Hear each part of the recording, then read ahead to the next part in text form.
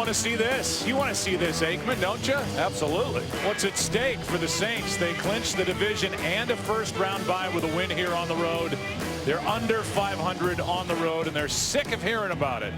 And for the Panthers, if they win today against the Saints, they clinch a spot in the playoffs. And for Ron Rivera, in his third season, what did he tell us the other day? Why does everybody have so little patience for what's going on in the NFL? And another week for Thomas Davis as they keep on pounding the drum. Last week became the first active player to have that honor. And here's our day. 71 degrees here as we approach Christmas, as we're in Charlotte. And there is a chance of rain, a chance of heavy rain, but that may come after the game is over, which I would think would be good news for the New Orleans Saints, the way they throw the ball. And Drew Brees, with a little bit firmer track, I would think would be better suited. Yeah, I would think that too, Joe, but I know in visiting with head coach Sean Payton, he thought a muddy surface, a wet track would help him as well because of the pass rush that the Carolina Panthers are capable of bringing. Ted Ginn Jr. is going to wait for the kick, and then we'll see Cam Newton. And if you haven't seen Cam Newton in a while, his game has really come together. And on this windy day, football is blowing off the tee.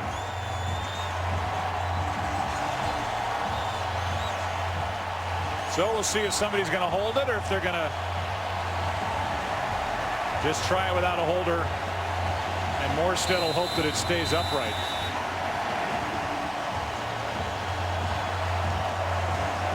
Off we go. Good game. Glad you're with us. Panthers will start at the 20. Carolina checks in with the 25th ranked offense. They have a good ground game.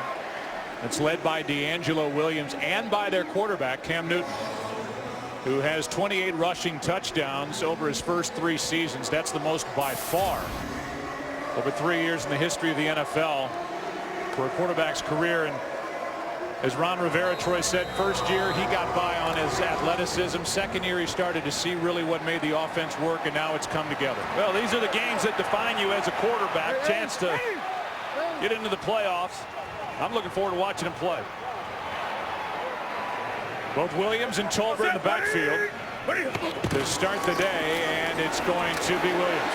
D'Angelo got to the edge, and a nice start. Forced down by Jenkins. And we'll look at this offense. Where do we start? We start up front. And the two vets are Khalil at center, Gross at left tackle. That Nate Chandler is some story at right guard. Boy, he sure is. He was a tight end at UCLA. He was a defensive lineman this time last year. Started out playing offensive tackle in the offseason. They moved him to guard, and he's done a nice job. Williams again. And D'Angelo's going to fight for first down. Hicks on the tackle. And these two teams got into it a bit after the play was over, and LaFell and Keenan Lewis shoving each other at the end of the play. Well, the Saints and Keenan Lewis, they can get used to that throughout this game. Brandon LaFell, he's had a nice year for this Carolina team, and he's an outstanding blocker. Did a great job last week on that screen pass to D'Angelo Williams for the touchdown, but he's been a great contributor this year for this team. Handoff is to Williams. Williams is going to be dragged down, but the hand was inside the pads. And they're going to throw a flag, maybe 2 on Vaccaro. That could be 2 personal fouls. 1 on the tackle by getting the hand inside of the shoulder pads. The officials will talk it over, and then there was more action on the sideline after the play. Pretty interesting there as Kenny Vaccaro comes in with the left hand, and normally you see that horse collar, the guy comes down immediately. Defense. Personal foul, horse collar tackle, defense, number 32. The penalty is declined. Also taunting, number 32, defense. That penalty is accepted. First down. So a taunt on the rookie Vaccaro after that, and he was guilty 2 times. Yeah, Kenny Vaccaro, he gets called on the horse collar, and then he just gets caught up in the excitement of this ball game on the first possession and a costly penalty. Moves the ball out to the 45-yard line. First down for Carolina, taking on this 5th-ranked defense of the Saints. Cam Newton down here. Wildcat formation with Tolbert in the backfield, and now Newton in motion back under center. Going to air it out. Looking for Smith, and he's got it. Down to the 10.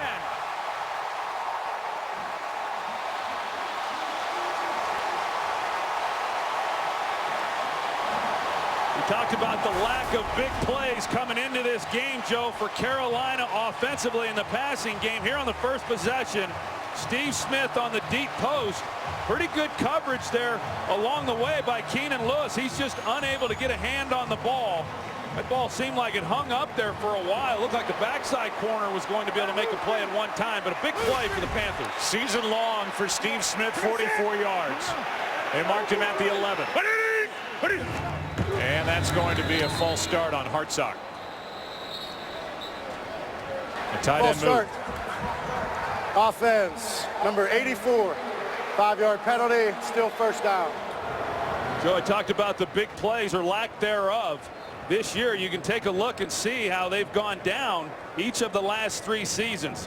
Last year, they were very good in making big plays, creating big plays in the passing game. This year, they've not been able to take many of them, but they were able to complete a big play on that last one. Back to the Wildcat. Newton spread out wide to the left. D'Angelo Williams, that didn't work. No gain on the play. Let's look at this defense, led by Rob Ryan in his first year. After a couple of 8-8 finishes in Dallas, he comes to New Orleans, and he's got a 5th-ranked defense after a dismal year defensively for the Saints in 2012. Well, they've been outstanding, and Rob Ryan has done a great job for this defense, and to carry the theme as far as big plays are concerned, that's an area where this defense has been really good too. So they have not given up the big pass plays like we just saw.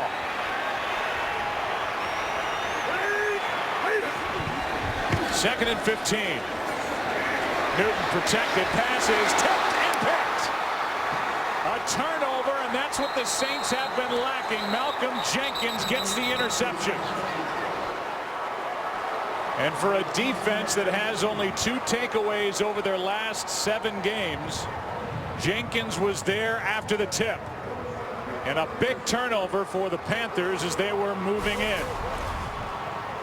Yeah, Ted Ginn, he's on the drag route, and a ball that was just a little away from him and high, and with plenty of time, Cam Newton's got to deliver a little better ball. That ball doesn't get popped in the air like that. Jenkins with the pick, his 2nd of the year, and a big one to start this game. This game is sponsored by Southwest Airlines. Find our fares online only at southwest.com. Crowd climbs into it as the Saints defense gets their first interception. The last 141 opponents' pass attempts. And now Breeze looking for Graham, pass broken up. And a good job by Quentin Michael. Let's go back to the pick. You're going to see Cam Newton with time to throw, and he makes a good read on this. He might have had Olsen across the middle, but Hawthorne stays in there. But you see the ball away from Ted Ginn, and that's one you've got to be able to stick onto the receiver. Now Malcolm Jenkins comes up. He makes a nice play off of the deflection, and a good stop defensively, as you said, Joe. They've just not been able to create the takeaways here in recent weeks. Breeze, Colston, and the catch is made. They're going to mark Colston. Looks like a little short of first down yardage, a gain of 9. Melvin White and Luke Kuechly on the stop. It's been a fantastic run for Drew Brees and Sean Payton, but now it's a rookie left tackle getting his first action in the offense. Yeah, not only his first NFL start, but his first offensive snaps. He's been just a special teams player, very limited even in that role. Pretty gutsy move by Sean Payton going with the rookie here today.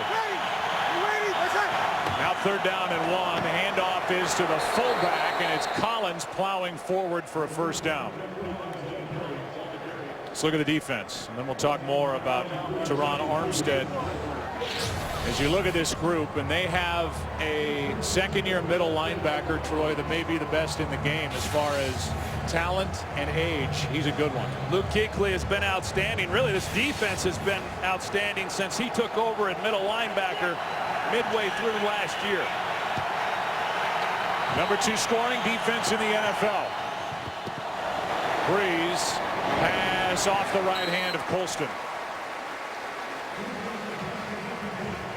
Big theme coming into this game for Carolina defensively was they had to get physical with these receivers for the New Orleans Saints, and they have started early. They're in press coverage, not giving them free releases off the line of scrimmage. I know Ron Rivera said that was the game plan going in 2 weeks ago, and they didn't get a jam on anybody. You know that that's been preached all week long. Colin Cole is not able to get up.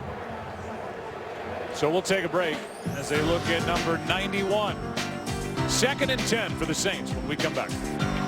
Today's game is sponsored by Bud Light, official beer sponsor of the NFL.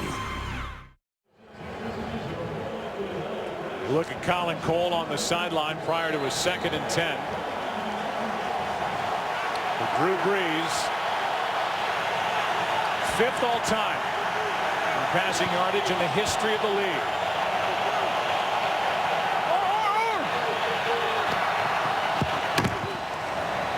Pass is caught. Good throw. Good catch by Sproles in traffic. Gain of 8.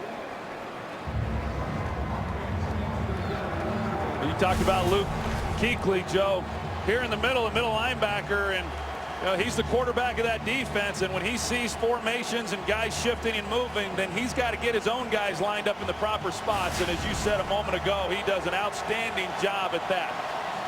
He can run sideline to sideline. In fact, him and Thomas Davis, 2 of the fastest linebackers in all of football. 3rd and 2.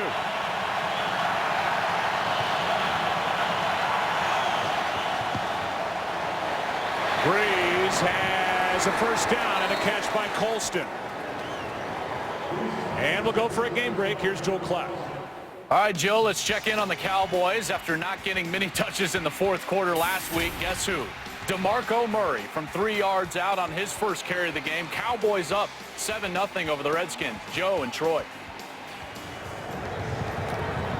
Joel, thanks. We just saw a 1st down catch by Colston, who had 9 catches for 125 yards and 2 touchdowns when these 2 teams met 2 weeks ago in New Orleans.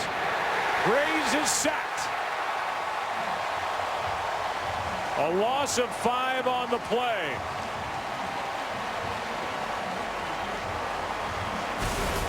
You can see Pierre Thomas, he recognizes it. Captain Munnerlyn on the blitz. He comes over, but Munnerlyn too quick hitting it, and so Pierre Thomas just not able to secure that block. Otherwise, Breeze would have been protected. Maybe a big play down the game or down the field. We saw last week Captain Munnerlyn a number of times against the New York Jets come off the edge on the blitz, and he does again with the sack. Had 2 sacks last week against the Jets, and he has 1 here today.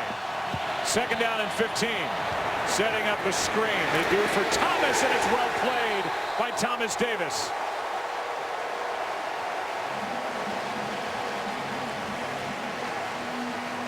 Thomas Davis does an outstanding job, Joe, of recognizing the screen. And as I said, he's very difficult to block because he is so fast. And it's impressive. I mean, here's a guy who's had 3 ACL surgeries and yet didn't lose a step.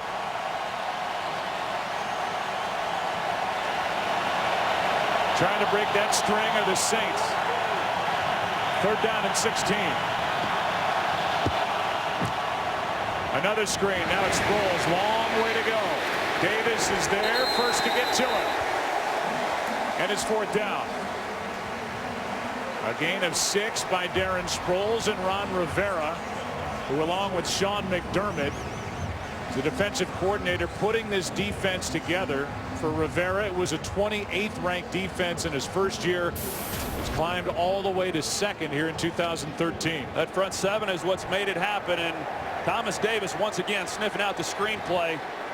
and not allowing New Orleans to pick up a first down.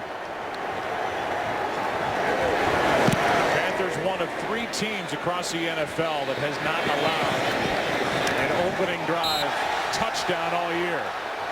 Fair catch. There was contact but no flag as Ted Ginn Jr. ended up on his back. Explanations on the bench for the Saints. No score in Charlotte. This game on Fox is sponsored by Chevrolet. Find new roads. Cam Newton is coming off his 3rd red zone interception. Picked off by Malcolm Jenkins last time the Panthers had it. The first time the Panthers had it. Ties for the most in the NFL. And so this drive will start back at the 11. This is an offense, Joe, that up until 2 weeks ago had been really good in the red zone, but they struggled against New Orleans 2 weeks ago. Last week they were not good in the red zone, and then they had the turnover, didn't get any points on that drive.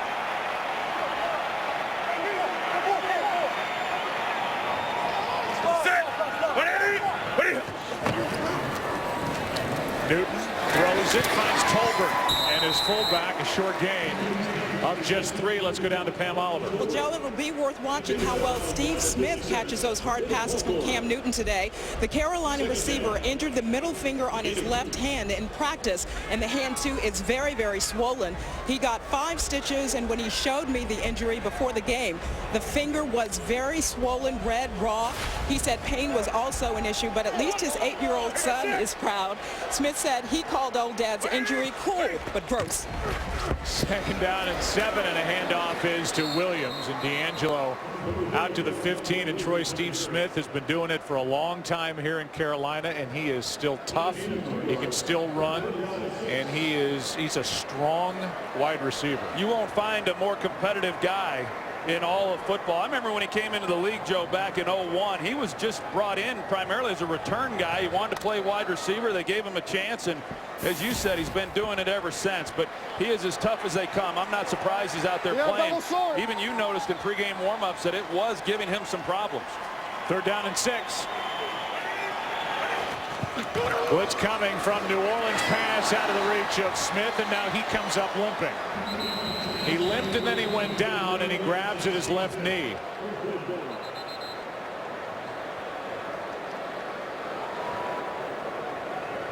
Reached for it, came down, took a step,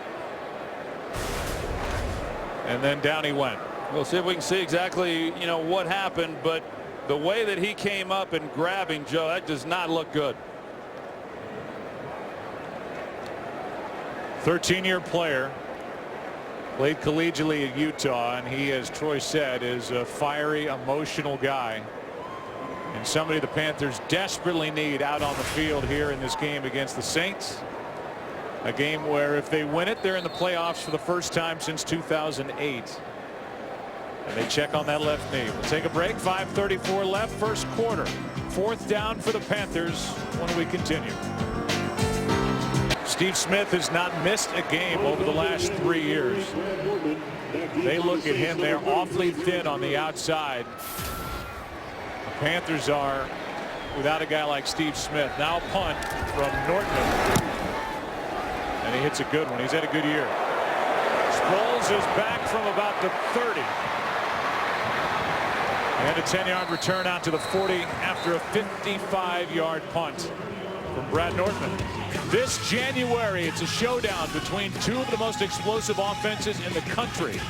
13th ranked Oklahoma State squares off against number 8 Missouri. It's the AT&T Cotton Bowl Classic. Coverage begins Friday, January 3rd at 7:30 Eastern, only on Fox. It's going to be a great game, Joe, and I'm a little biased living there in Dallas, but they roll out the red carpet for these teams. Oh, yeah, they do. They're playing in the big house, right? Jerry roll. That's it. Drive starts at the 41, pass caught by Meacham. And it's Melvin White there for the tackle after a gain of 6. Well, we talked about Armstead, of course, the rookie making the start at left tackle, and what we've seen here in the early going is he's going to get a little bit of help. They've worked the tight end over to his side, help chip that outside rusher, and just give him enough help so he's not isolated. And then when he has had one-on-one blocking, they've asked Drew Brees to get the ball out of his hands quickly. Here's Sproles left side, tripped up. 3rd and short coming up. Teron Armstead is a guy who in the history of the combine, when they test these collegiate players, had the fastest time that a tackle has ever recorded. He has a good vertical. He's a good athlete. He played at Division II Arkansas Pine Bluff. He was a 3rd-round pick. But there he is, the rookie here in week 16, getting his first start at left tackle. That kind of speed, I wonder what kind of hands he has. Look for him as he moves through his career down around the goal line. But I know Sean Payton said, hey, his demeanor, his body language was outstanding all week long, and they have great confidence in him. 3rd down and 3. Brees finds his man. Pass is caught. And the catch made by the tight end Watson. And Watson's got a first down at the 30, a catch and run of 23 yards. Well, Carolina, they're going to bring some pressure, something they didn't do in the early going last week's game. It comes off the edge. This time Pierre Thomas is able to get across the formation. Remember, he cannot go right away, even if he sees the guy coming, because he's got to wait for that snap to clear before he can move across Drew Brees' face to make the block. But they talked about it on the sidelines. They're able to make the play. Steve Smith will lead the field, go in and get evaluated further as Brees comes back over the middle and finds Watson again. A gain of 4. You know, it's such a risk reward, Troy, with a guy like Drew Brees. All the great quarterbacks want to get the blitz. And if you blitz Brees and you don't get there, number 9 is the kind of guy that will just shred a secondary. Yeah, and what we've seen is that, like the last time these two teams met, Carolina has not been able to get pressure on Brees with a 4-man rush. They've had to bring secondary players. They got there with Munnerlyn. They didn't before. But you really expose those secondary players. Here's Collins, a fullback. Davis again. It was one-on-one out there, and Thomas Davis made the tackle, a loss of 2. Thomas Davis has had a great start to this ball game, and the biggest key is he's tackling when he has the opportunity. We saw him on the 2 screen plays come up and make a play. This time on Jed Collins. That's a good job by Thomas Davis. 3rd down and 8.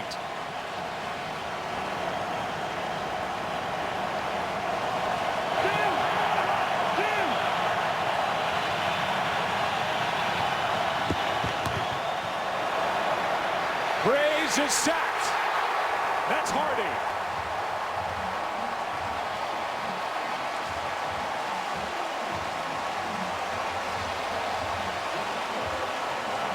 A loss of 11.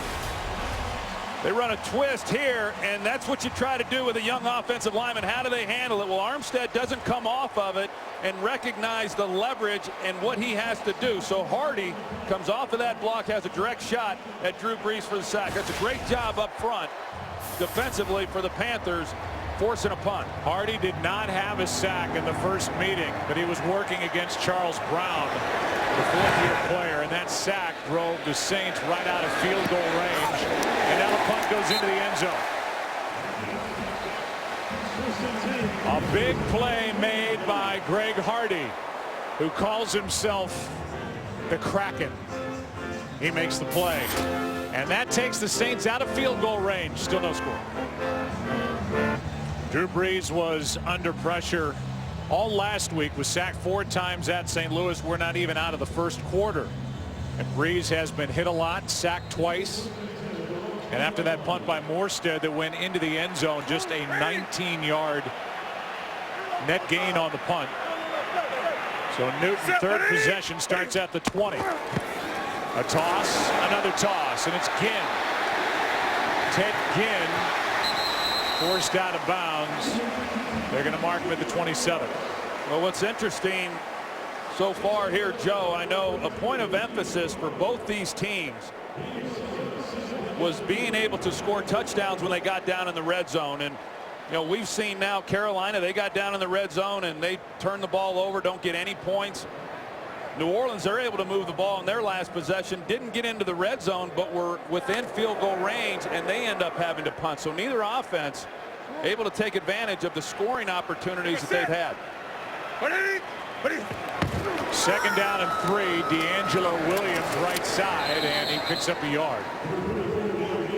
So 3rd and short coming up for the Carolina Panthers. Hicks made that last tackle, and a timeout is taken by New Orleans. So New Orleans takes a timeout defensively, and this could be, well, there's an injury, it looks like, down on the field. It also could be wind related, as Vaccaro is down on the field, and by taking a timeout, if he could continue, he would be able to go back out on the field after the timeout. We were talking during the break that while a lot of the prognosticators were saying this was going to be a high-scoring game with Carolina and the Saints, you didn't think so, and it certainly doesn't look like it's going to be. No, I mean, at least right now it doesn't. And I think this is going to kind of continue. I really believe that it's going to be more of a defensive struggle. Certainly New Orleans is capable of putting up a lot of points, but against this Carolina defense, they're second in the NFL coming into the game, just giving up 14 points a game, and they're even better than that here at home. It's tough to move the ball and come away with touchdowns against this defense. So while they check on Vaccaro, and while there is a timeout on the field, and again, it was taken by the New Orleans Saints,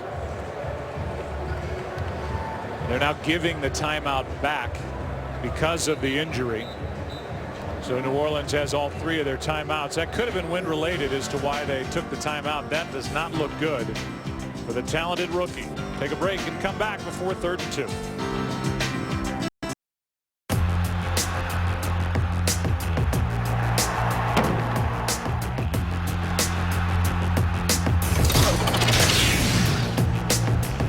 Well, they had to cart Kenny Vaccaro off the field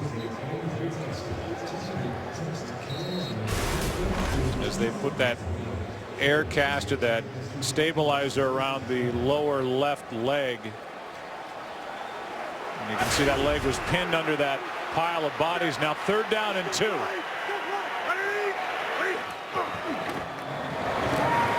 Newton under pressure, and down he goes. Sacked by Lofton. And Curtis Lofton has his 2nd of the year.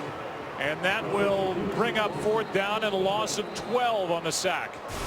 Yeah, Curtis Lofton didn't look like initially he's coming on the blitz, that he was playing the run fake, and then he sees it open up, and here he comes. He's got a direct shot at Cam Newton, and Newton was sacked 5 times in the game 2 weeks ago, and a big stop by this Saints defense on 3rd down. Sean Payton is playing the wind. That's why he called the earlier timeout. It was given back to the Saints when Vaccaro couldn't get up. He calls a timeout here. He wants this punt off the right foot of Brad Nortman to head into the wind and try and play the field position with Darren Sproles waiting deep. 23 seconds left in the opening quarter. That's a great job of managing the game by Sean Payton, just trying to pick up as many extra yards out of this punt into the wind as possible. We have the wind. We expect rain. Just don't know when it's going to hit. Good punt. Sproles from inside the 35. Swallowed up. And a play made downfield by Colin Jones. And Drew Brees will go back to work. And Troy, he has been under pressure since the beginning. Well, he's been hit. He's been knocked to the ground. You see the blitz there off the edge by Captain Munnerlyn. That's the first sack. And then Greg Hardy comes in and gets the second. And they have got to be able to disrupt the timing, not only of Drew Brees within the pocket, but as we talked about, they've got to change the timing with the wide receivers and throw them off course. And they've been doing a pretty good job of both so far. Extra tackle in the game, Bryce Harris. So 3 tackles out there for the Saints. A handoff is to Ingram.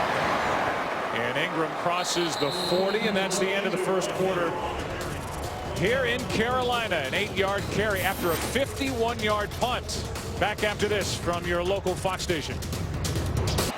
Drew Brees came in talking about the need to get off to a fast start in this game on the road. It's their 3rd straight game. They've been shut out in the first quarter. Here's Ingram. He's got a first down. A gain of 5. And there's a penalty flag Down on the field. No, they pick it up. So it's a first down. Let's go down to Pam Oliver. But Joe, the Carolina Panthers may or may not have their veteran wide receiver. Steve Smith remains in the locker room. The focus is on Smith's left knee. He is questionable. Meantime, his teammate Colin Cole is also out of action. The Panthers starting left defensive tackle has a calf injury. He's doubtful. All right, thanks. Hardy trying to get a jump. Was he drawn off? Offense number 72. 5-yard penalty. Still first down. Well, there's a rookie, Teron Armstead, guilty of a false start after the first down carry by Ingram. Of course, we talked about Armstead making the start. Also, as Pam reported coming into the game, Sean Payton releasing kicker Garrett Hartley. Taking over is Shane Graham, and Shane had a rough pregame warm-up. Something to keep in mind as we go through it as Thomas runs into Kuechly. And they love him. Here in Charlotte, they chant his first name. Luke Kuechly, no gain, as he sniffed out that screen. Yeah, he sure did. And the Saints had an opportunity to get a block on him. But, you know, as we saw with Thomas Davis earlier, they're so fast. They recognize it so quickly. These screens are hard to run against this Carolina defense. Heavy pass so far, 2nd and 15.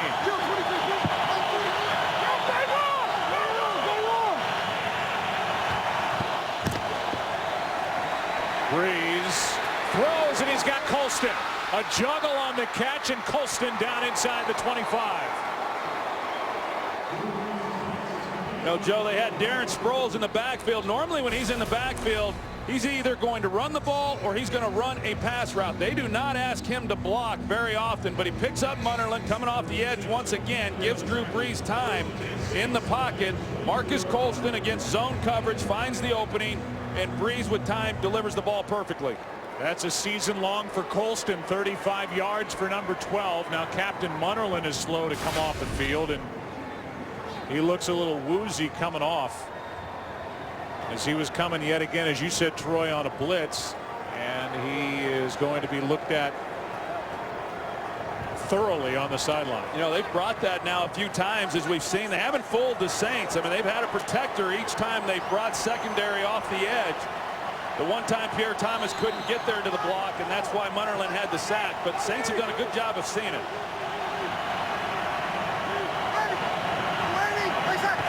On first down, it's Ingram. And Ingram, who has one big game this season, picks up 2. That was a 145-yard game on that Sunday night against the Dallas Cowboys. He missed 5 games with a right toe injury. He checks out. Thomas, Sproles, and Colston come back in on 2nd and 8.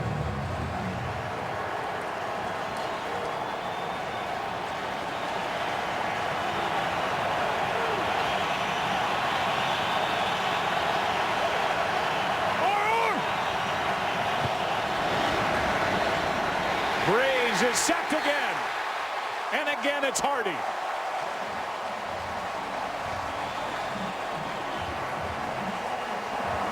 Well, you know, Greg Hardy was challenged this week. When they start a rookie against you, one of the premier pass rushers in football, Armstead oversets, expecting the speed rush to the outside. Hardy gives him the move, comes underneath the block, does an outstanding job. Right now, Sean Payton has got to be looking at this saying, I've got to give my young left tackle a little more help.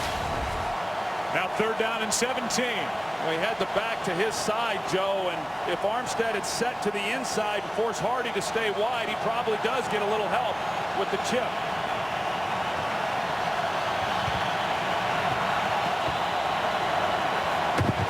Protected. Colston short of a first down, but it makes it a bit easier for the aforementioned Shane Graham. Catch of 9 yards for Colston. Kuechly on the stop. And here is Graham, who has been with New Orleans before, Buffalo, Carolina, made his name with the Bengals, the Giants, the Patriots, the Dolphins, the Ravens, the Texans, and the Steelers. And here he is taking over for the released Garrett Hartley in week 16 from 40.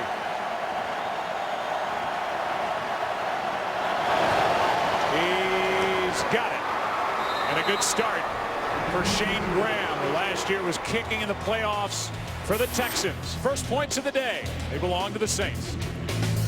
Today's game is sponsored by Ford. Only Ford gives you EcoBoost fuel economy and a whole lot more. Aerial coverage provided by Nationwide Insurance. The kick will be coming from Morstead. Ted Ginn Jr. is waiting for it. He'll have the fourth possession after Shane Graham made his first attempt. Here's an onside kick try, and it is recovered by, it looked like New Orleans, but a fight for the ball after the pileup, and it is the Saints. Ramon Humber came away with a football. And anytime the Saints do that, you go back to the Super Bowl and Sean Payton's call to start the second half, and here it is off the foot of Morstead. There was Humber. Well, it was a perfect kick by Thomas Morstead, and Jason Williams looked like he, saw it immediately. He comes up, he's trying to make a play on it, but you see Humber, he's able to get up the field, turn, and protect himself as well as the ball. And tell you what, you can't rest if you're going to get Sean Payton. Greg McMahon, the special teams coach, is fired up. Ready. Big part of Super Bowl 44 was an onside kick. Here's Stills. And Stills knocked to the ground by Melvin White, a gain of 3. So they get the points, and then they catch Carolina with an onside kick. Now you're going to see it again, and right here, Jason Williams, I mean, he's not fooled. I mean, you know that they talked about this during the week as well. So Carolina does their job in anticipating the onside kick. It's just the Saints executed beautifully with an outstanding kick there by Thomas Morstead. Now 2nd down and 7. Breeze has Colston. He's been busy, and Colston has got a first down. And what it does, Joe, it really gives your team a great deal of confidence. I know when I was playing, Jimmy Johnson at times would do those types of things. He'd let you know all week long, hey, here's what we're going to do in this situation, because the way that it gives you confidence is, one, he believes the special teams is going to execute it, and Morstead's going to make the right kick. But if it fails to work, you're saying to your defense, hey, I trust that you're going to at least hold this team to a field goal. So what a call by Sean Payton. On first down, it's Thomas. Actually, Ingram bouncing it to the edge, and Ingram with a big carry. He's going to be tripped up down inside the 10. Ball came out, but it was when Ingram hit the ground, no fumble, and it'll be 1st and goal. 34-yard carry for Mark Ingram. That ties his season long. It's like they bring in the big guy, Bryce Harris, here at right tackle, get him a bigger body to block, and Mark Ingram sets it up nicely. He wants to go inside, nothing there. He bounces it to the outside. That's a great job of finishing off the run, not going out of bounds, forcing Mike Mitchell to try and make a play, which he fails to do. They marked him down at the 8. So 34 yards for Ingram. And now gets to hear about ball security on the sideline from Sean Payton. Yeah, that's exactly what Sean Payton's talking to him about. 1st and goal. Handoff is to Thomas. Thomas fights down inside the 5. Sean Payton talked about the beginning of the week was harsh. He cuts the kicker. He moves Charles Brown to the bench and installs Teron Armstead.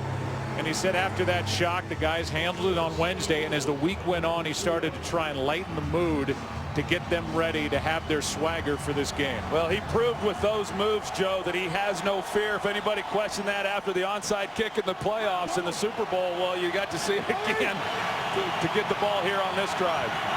2nd and goal. Breeze keeps it and is brought down from behind. Play made by Quentin Michael, and a loss of 3.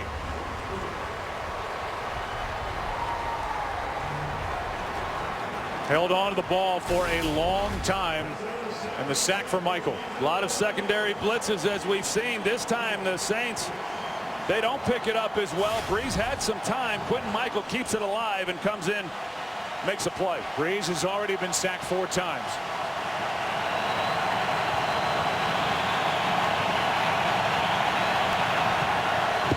Third down and goal. Breeze. Incomplete for Jimmy Graham. Coverage by Kuechly. And Graham got up looking for a flag, won't get it. Kuechly was waiting on him to come across. He picks him up immediately. There was definitely contact that was made. Jimmy Graham was looking for the flag, but what a great defensive possession there by the Carolina Panthers, allowing New Orleans to drive down the field, get inside the 10-yard line, and force them to try to come away with a field goal. Graham had 6 catches in the first meeting 2 weeks ago. He does not have one yet. Here comes a 24-yard try by Shane Graham.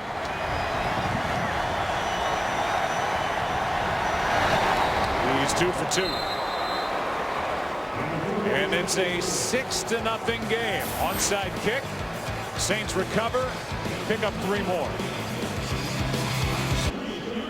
It started with recovering an onside kick. Before today, this season, onside kicks were successful 17.5% of the time. For non-fourth quarter onside kicks, which are the surprise version, it's now 5 for 8.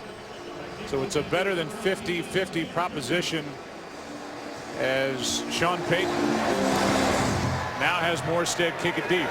Chance for Ginn out of the end zone. Hop gets to the 15. Gets to the 20 and not much more. Will Herring downfield makes the stop. Panthers will have it down by 6. A win and they're in the playoffs. Back after this. This game is sponsored by Taco Bell. Sometimes you gotta live Moss. Good news for the Panthers. Steve Smith is back out there. Hey, Lucy, 3-4. After leaving last time they had it.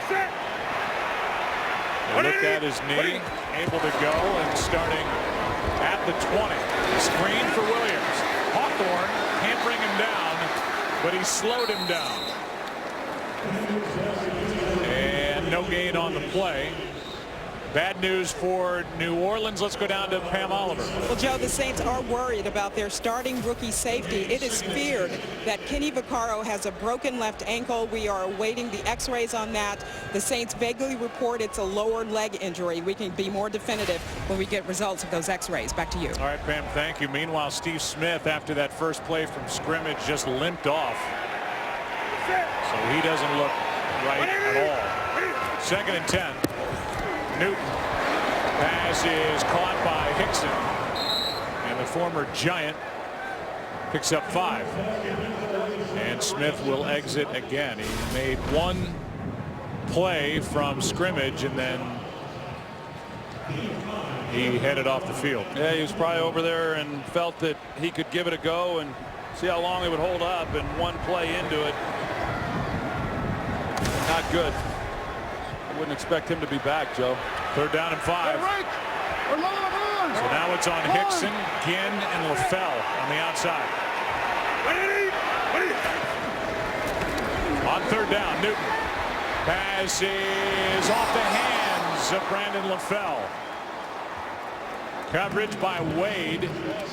And it's 4th down, a quick 3 and out for the Panthers on offense. Well, that looked like a perfectly thrown ball, too, as he goes to the corner route. And you see what Cam Newton had to deal with as far as laying it over the top. I'm not sure he would have gotten his feet down even if he was able to make the catch. But good job defensively by the Saints, forcing a 3 and out. 3rd in a row forced by the Saints. And now on 4th down, Nortman to punt.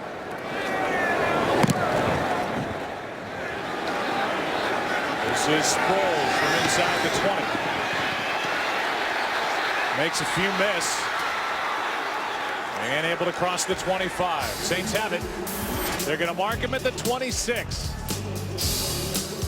Up 6. Saints will have the football, and the question, Troy's got to be, are they going to be able to protect Drew Brees? That was the question coming in. Remember, this was a team that elected to not re-sign Jermon Bushrod, Pro Bowl player. He went to the Bears. They started the year with Charles Brown. He'd made every start until today. Sean Payton went to the rookie Teron Armstead, and with a focus on him, he's been beaten a couple times. Keep an eye on it, because Charles Brown did a good job last time these 2 teams met. Toss to Thomas, and Kuechly made the play.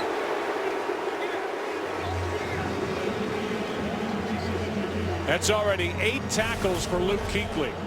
Well, Luke Kuechly, I mean, Ron Rivera talked about it. This guy just does not take any false steps. He's got good anticipation and recognition of formations, and he immediately, because of his speed, is able to cut him off, trying to get to the edge. This is a terrific football player. Ron Rivera compared him to Mike Singletary, who was his teammate in Chicago, saying he's one of the best first-step linebackers he's ever seen. Here's a dangerous throw for Colston, broken up.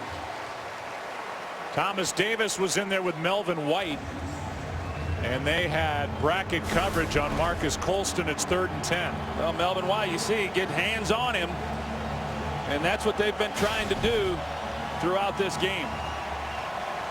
The Saints have been good overall, Joe, on 3rd down, but when they have faced 3rd and long, they've not been able to convert. So Carolina doing a good job forcing a 3rd and 10.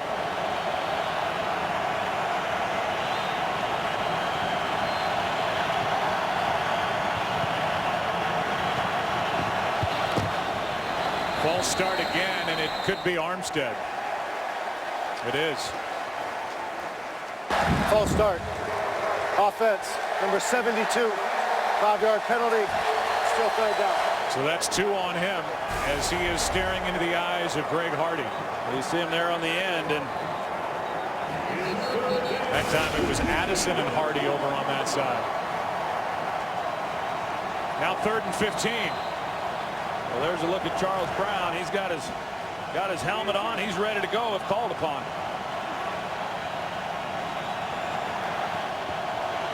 On 3rd down, Breeze is going to take off and slide short of a 1st down. And so a nice bit of work by this Carolina defense, as you said, so good at home, allowing less than 12 points per game here at Bank of America Stadium. A gain of 9 and a punt coming from Morstead. Yeah, they've been good, Joe, without really any help from their offense. And this next possession for Carolina, you know, they need to do something offensively and give this defense, even though they've played well, they need a break.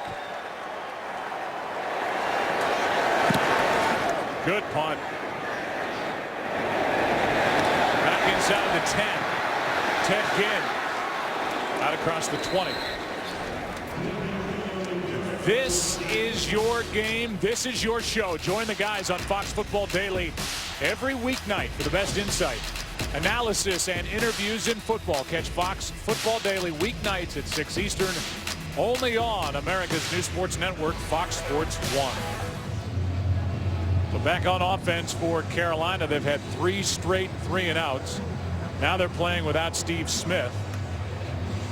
And you have to go back to September of last year, the last time the Panthers have been shut out in the first half here at home. They haven't been able to move the ball except for a big pass, a 44-yarder to Steve Smith early. That's it as far as big plays. Newton throws. He's got his tight end. And that's Greg Olsen, who was good in Chicago. He's been great here in Carolina. Here's Kurt with a game break. Well, in a play, this is why people fall in love with Tony Romo. The Dallas quarterback gets away from the safety, spin move, and then finds Des Bryant in the end zone. 14-yard score. Dallas needing to win, leading 14-6 right now at the Skins. Joe, Troy, Pam?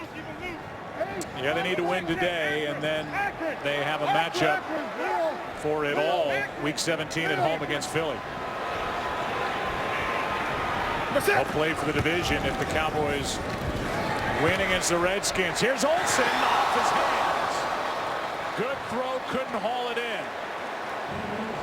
2nd and 10. Greg Olsen gets a good release off the line of scrimmage, and they were able to move the safety a little bit to give Olsen a little bit more room. Curtis Lofton, in coverage just off the fingertips of Greg Olsen, who, Joe, has really found himself a home here in Carolina. Drafted in the 1st round by Chicago. Had 60 catches one year for them, but just never really seemed to happen for him. But boy, him and Cam Newton, they have quite a thing going here for the Panthers. Play clock at 1. Just got it away on 2nd down. Newton hangs in. Now trying to run, and it's well played. Lewis forced him out. Third down coming up. It looked like with the time that Newton had in the pocket, he was looking to get to Greg Olsen. He's pretty far down the field before he even turns around. And with time, none of the receivers were really able to uncover themselves and give him any place to go with the football. You saw Hickson, 87. He's made one catch today. He came in with 3 catches total on the year. Dave Gettleman, first year GM here in Carolina, was in the front office with the Giants when Hickson was there. We're going to need more out of him. Steve Smith is out for the rest of the day. Third down and 8. Newton in trouble. And can't get away. Ball is out. He's able to get back on top. But it's going to be a sack for this Saints defense. Cameron Jordan got through. Joe, the Saints showed as soon as the Panthers broke the huddle that they were going to bring pressure. It was all-out blitz, one-on-one, and the ball's got to come out.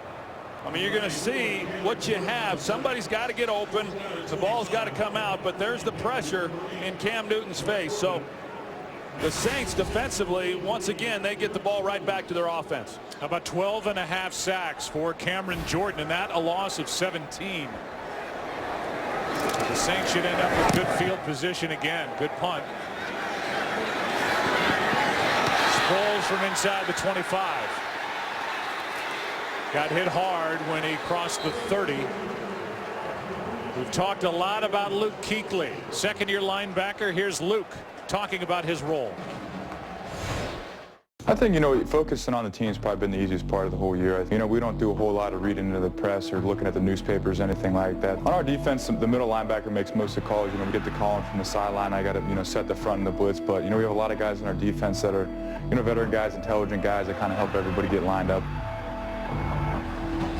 Well-spoken middle linebacker, second year out of Boston College, and he's just got all-pro written all over him. Yeah, he's got it. And Boston College, they've developed a few good players that have gone on, had great careers in the NFL. And how would you like to be the Panthers and Ron Rivera knowing you've got that guy to build this defense around for the next however many years? Breeze with a pump fake, and now the throw is incomplete. Too low for Darren Sproles. A defensive struggle. And to this point, the first half has been won by the New Orleans defense, holding Carolina to just 55 yards of offense. Yeah, this was an offense, Carolina, that struggled 2 weeks ago against the Saints, throwing the football. They only had 160 yards passing, and it's been a bit of a fight in this one. You mentioned the long one to Steve Smith on the opening possession. Haven't really been able to get much going other than that.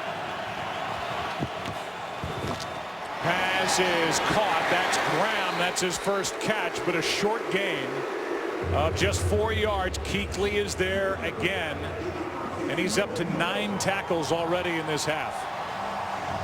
And that could take us, and will take us, to the 2-minute warning. We'll take a break, come back. 3rd down and 6 for that man's team, the Saints, who are up by 6 points here in Charlotte.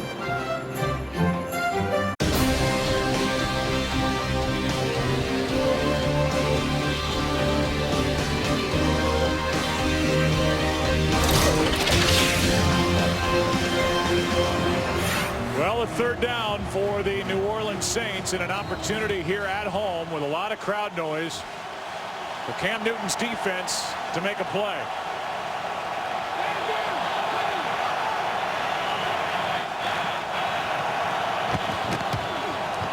Breeze, pass is picked. Thomas Davis.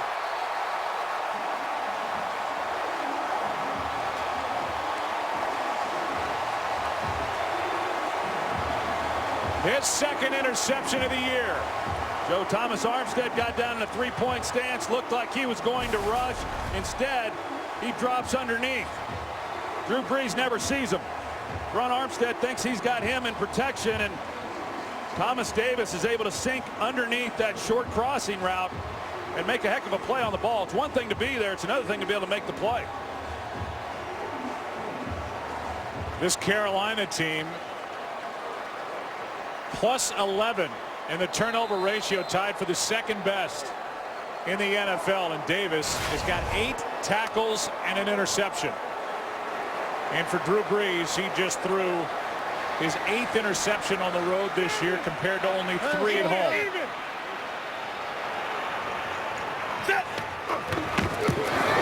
Here's Williams. D'Angelo is gone. Touchdown.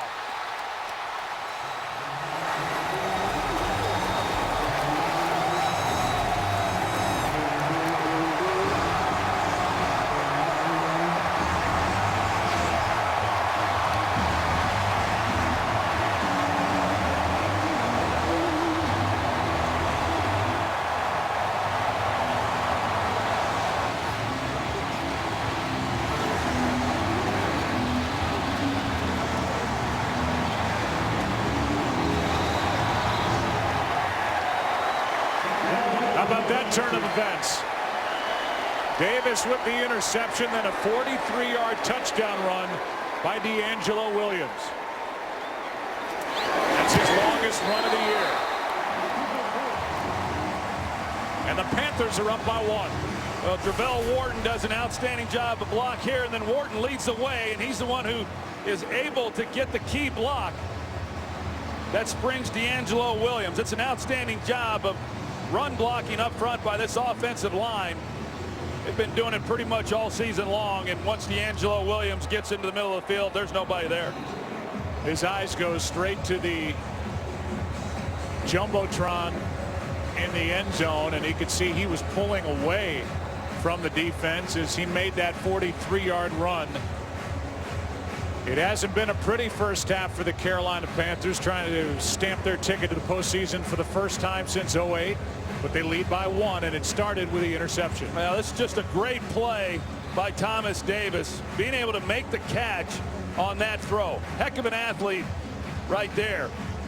And then offensively, you know, to answer that, they've had 2 plays in this game. They had the deep ball to Steve Smith, and then that run by D'Angelo Williams. But we talked about it coming into the game, Joe.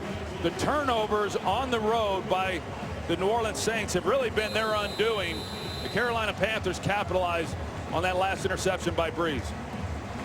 Steve Smith had that season-long 44-yard catch, and prior to that run by D'Angelo Williams, the other 18 plays on offense for Carolina had produced just 11 yards. And then Williams went to work on the first play after the interception by Thomas Davis. What is coming up on the Visa halftime? Let's take you to LA. Coming up soon, Visa halftime. Colts at the Chiefs, Browns at the Jets, Titans and Jags, all that and more. We'll be back soon, Terry will too. Visa halftime. They're wearing out those singers back in LA. Little did they know what they signed up for. Bill Richards gets a hold of you, and he'll keep putting you on. Well, they're going to get their money's worth. All right, starting at the 20, down by 1. 2 timeouts.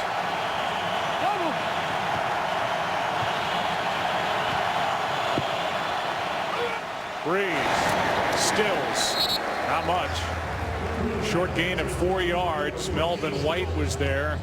Clock winds. You wonder how much Sean Payton believes Brees can be protected to let something downfield develop. It's been a lot of quick throws so far for Brees. Here's another one to Sproles, and he's wrapped up by Kuechly. 3rd and short coming up. 10 tackles for Luke Kuechly.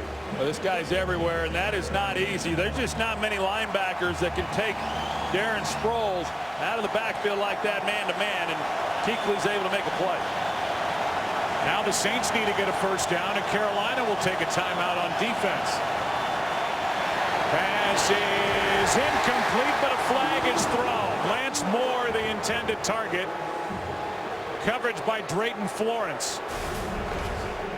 Well, let's take a look and see what happens. Lance Moore on the go route. There's a grab on the face mask, and boy, they weren't going to be able to make a play on that ball. Lance Moore wasn't going to be able to, but Drayton Florence grabs a face mask. That's a good job by that official seeing it. Defense, number 29, spotted the foul, automatic, first down. Huge penalty on Florence, and like you said, Troy, there was no chance for Lance Moore to make a play on that ball. Yeah, I don't know if, Ron Rivera's on the other sideline, the opposite side of the field. He can't really see it. But that was the right call. There's no chance Lance Moore was going to be able to come out of that and make that catch. I think what Rivera would argue is they called pass interference. They could have called a face mask. And then the entire feel of the call changes. But when they say pass interference, Rivera's saying that ball wasn't catchable. And now on first down from their own 44, it's Breeze. And down he goes. Another sack. That's 5. Mario Addison with Hardy in late.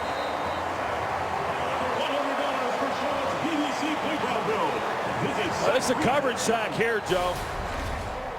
There's time in the pocket for Drew Brees, and he's trying to get the ball down the field. Had a chance maybe to come underneath there to Jimmy Graham, but with time in the pocket, ball doesn't come out, and eventually it collapses around him.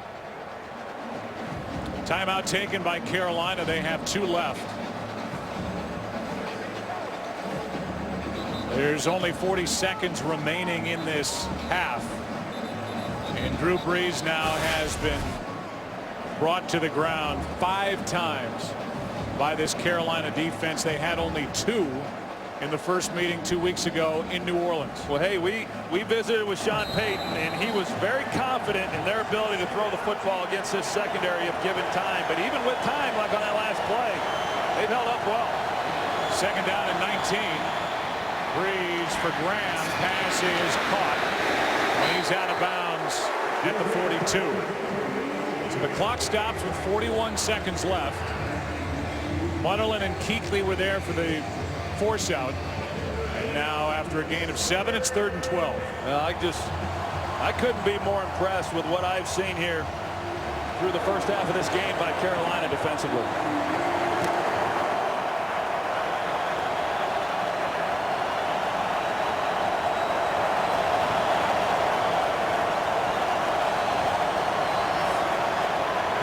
Slips out of trouble down the middle of the field for Stills, overthrown. And it's 4th down with the clock stopped. 34 seconds left in the half. And Carolina has 2 timeouts. I think this is one of those throws that Drew Brees would like to have back. Kenny Stills, he has him beat. Mike Mitchell in coverage. If he's able to make a better throw, lead Stills away from the defender, he had a chance to go get it. Remember, it is windy down on that field. Don't know if the wind affected that throw by Brees or not. Doesn't typically miss on a throw like that as Morstead hits it. It checks up inside the 10 and a good punt. Tap down near the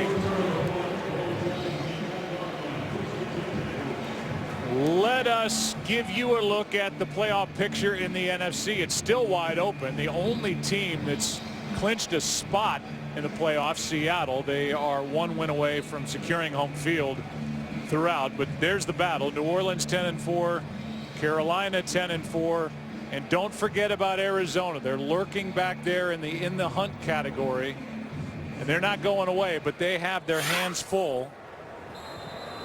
Arizona is going to play out west at Seattle, then at home against San Francisco. That's the end of the half. Arizona's won 6 of their last 7 games. They're in Seattle today. We're going to take a break, come back, and we will be on the other side of the break. Then eventually the Visa halftime. Low scoring, good defense, 7-6 Panthers. Back after this.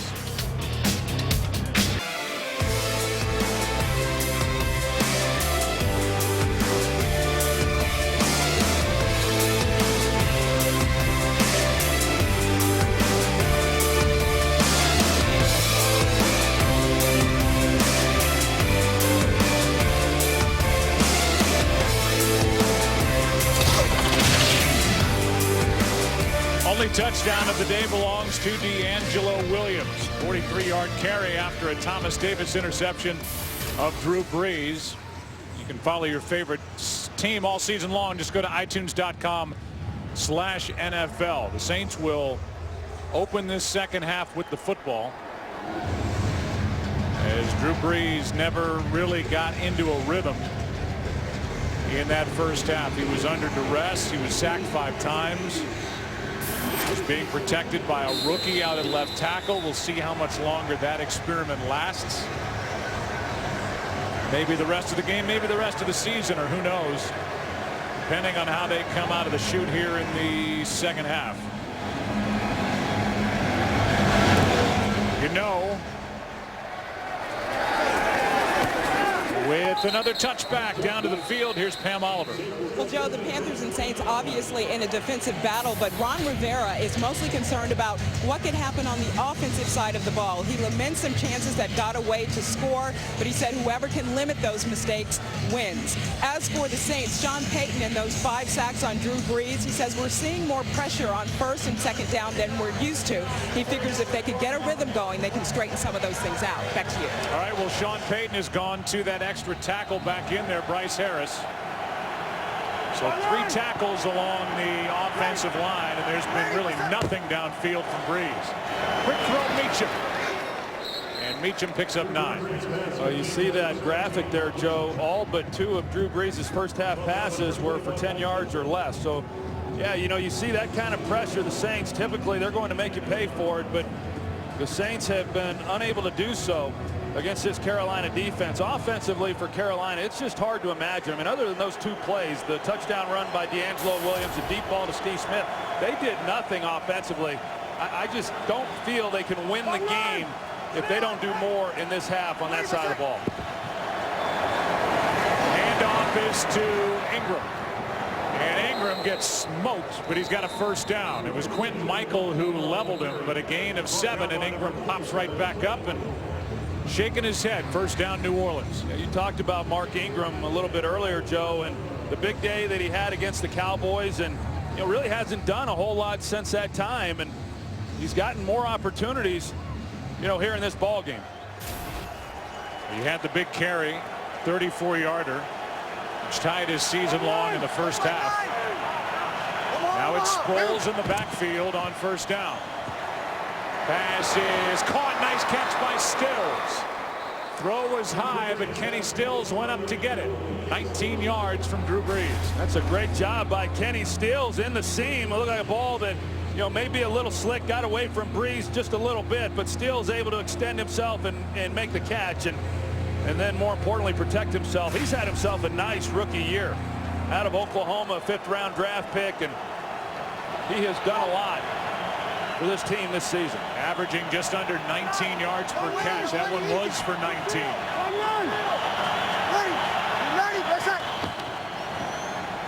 Brees, Graham, and no flag.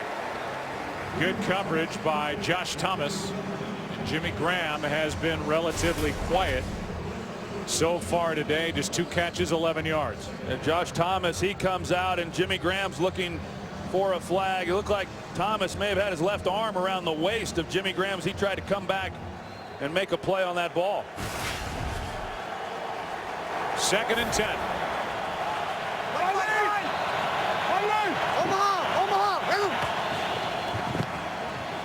Brees with protection. Pass is caught. Lance Moore for a first down. Lance Moore, they had 2 guys over there accounting for him, thinking he was going to go deep, and this is what Lance Moore does so well. He sells the route as though he's going to keep going on the run vertically. He snaps it off and gives Drew Brees someplace to go with the football. Captain Munnerlyn trying to get underneath it. That's good execution by both Brees and Moore. 13-yard completion. Brees has found 9 different receivers. He's got a first down at the Carolina 32.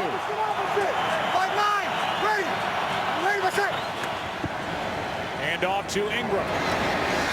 And Ingram is going to push the pile down to the 26. And I know and now a flag comes in late.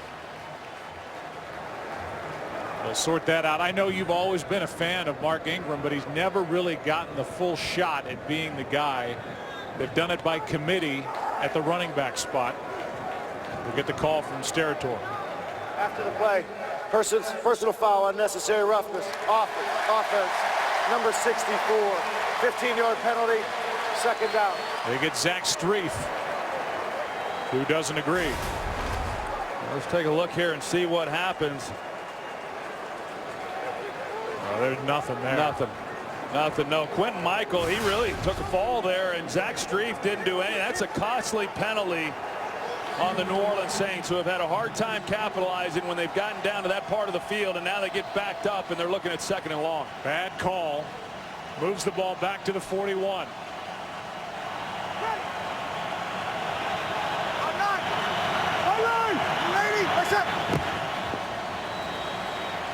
Breeze is going to be wrapped up. This ball is incomplete. It was Greg Hardy again, and he had both arms around Drew Brees. They're going to call it an incomplete pass instead of a sack. And this was close.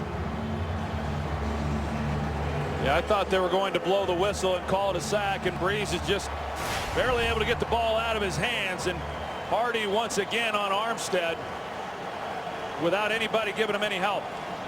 Now 3rd down and 19.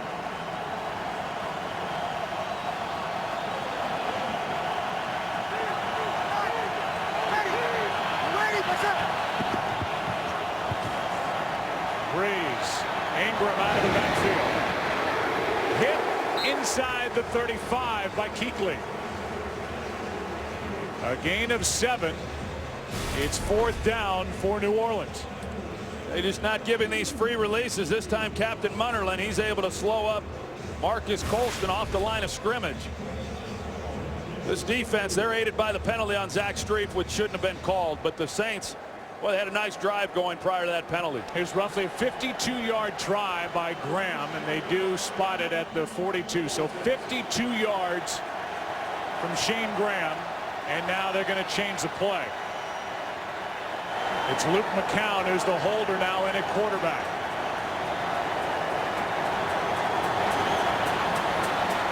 McCown for Graham, not there.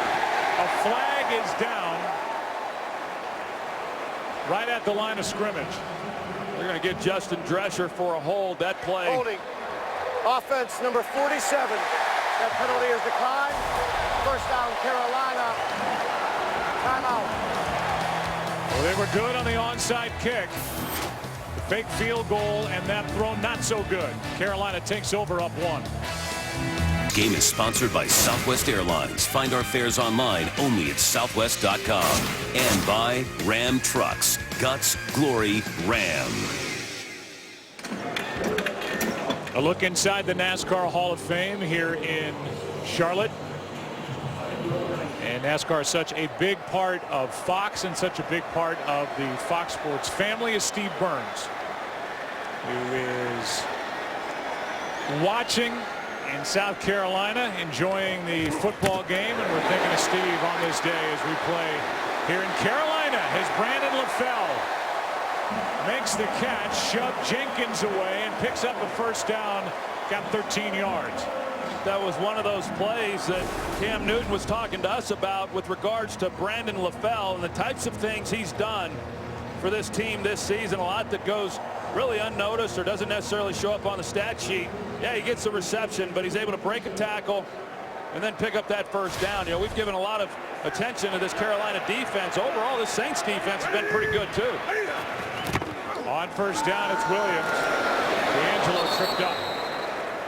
Knocked down at midfield, a gain of 3. Of course, the difference being that they've given up, you know, the 1 touchdown, and a lot of pressure on both of these defensive coordinators because the offenses haven't been able to do more than they've done. They got to be real careful on the chances that they take not to give up big plays. With the rain and weather moving into the Charlotte area, it's 2nd down. Newton fires, and Ginn was left alone.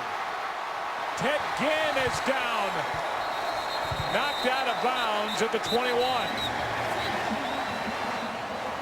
And this Saints defense lost track of Ted Ginn Jr. That is the blown coverage. Safety moves here to the middle field. There's got to be somebody back here or you're in man coverage, and they just let Ted Ginn get in behind them, and they give up a big play. 29 yards. Stepped out of bounds at the 21. Right there. Here we go. Stanley. Single. Oh, no. Hey, quick.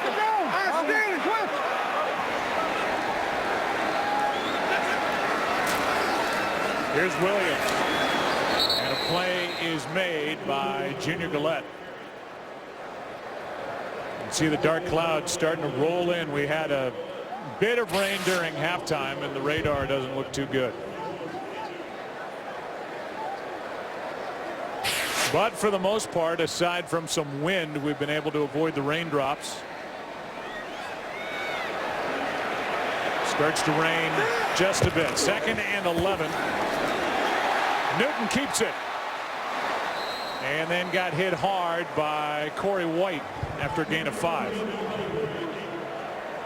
Watching Cam Newton coming into this game and the way that they run that read option, he really rides it, a lot like what these wishbone quarterbacks did at the University of Oklahoma years ago in the 70s. But he rides it, so long and really makes that defender then commit. Junior Gillette gets up the field, and it opened up a nice lane then for Cam Newton. Now the rain picks up on 3rd and 6.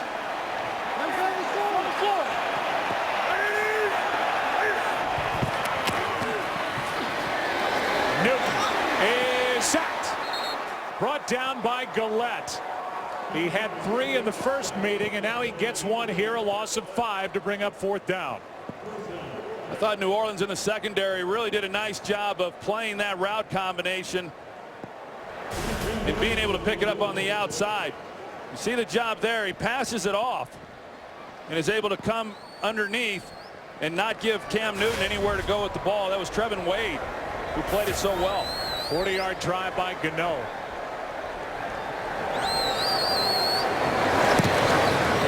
It's 10-6. Graham Gano as they look at Cam Newton on the bench. Panthers up by 4. Well, this game is about to change as Cam Newton gets looked at on the bench. It is like a monsoon just rolled through here. Wind, rain. With 7:21 left in the 3rd quarter. Gano is going to try and kick it. It looks like into the wind as the rain is blowing from our right to left, and so he knuckles it. Sproles waits for it, picks it up, and is knocked down near the 25, maybe just shy of it. 22-yard return, and we will continue in the pouring rain. Saints have it down 4.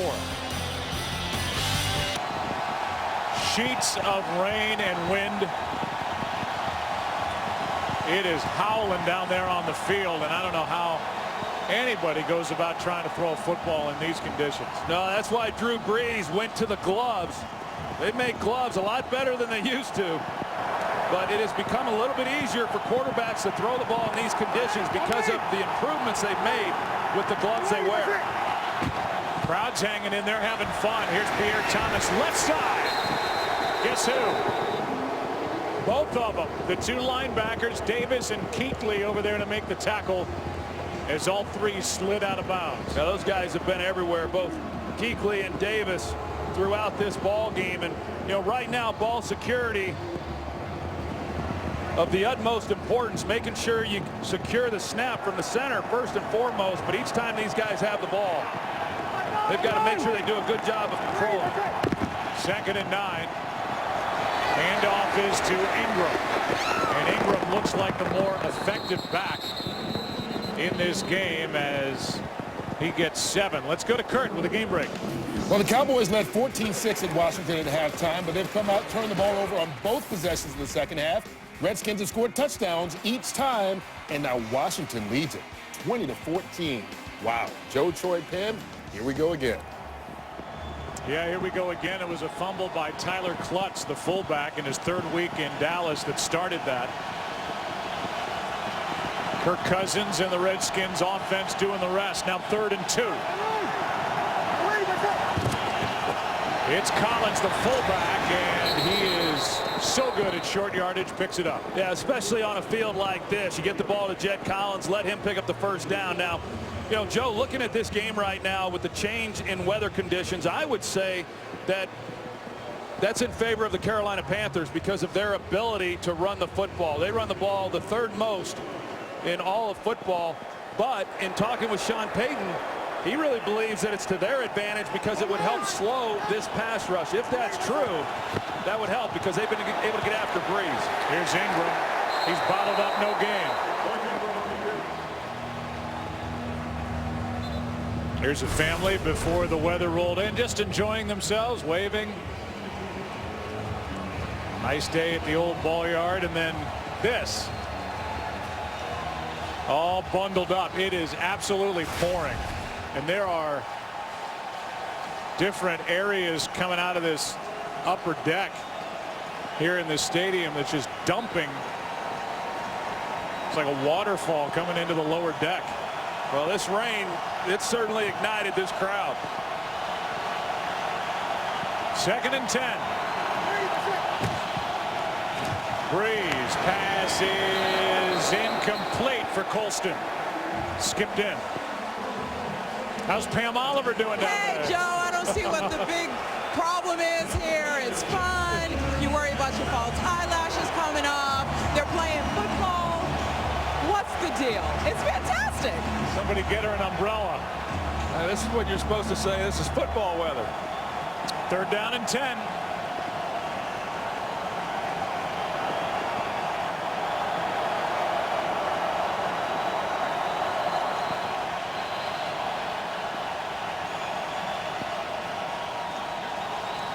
And now they stop play.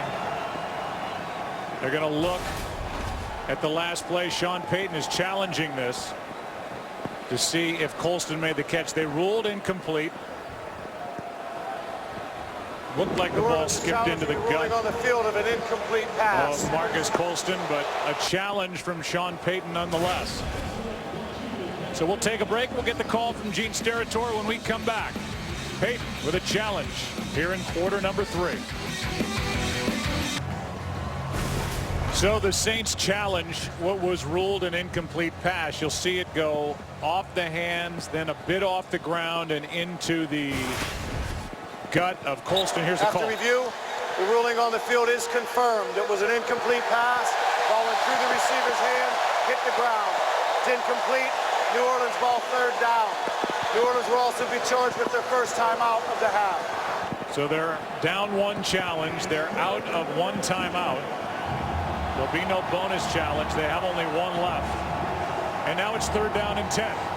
Yeah, I didn't disagree though with the challenge, Joe. I thought it was close enough. I think it was worth a shot. I didn't necessarily see that it hit the ground. I didn't think there was enough there for them to overturn the call, but I can understand why Sean Payton wanted them to take another look at it. Out of the shotgun. It's Breeze. A little shoulder fake, and he's picked by Kuechly.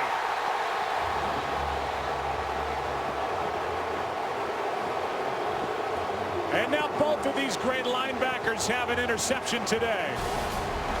Well, Luke Kuechly, he's in the middle of the field, and Drew Brees is anticipating that he's not going to react the way that he did to Jimmy Graham taking the middle of the field.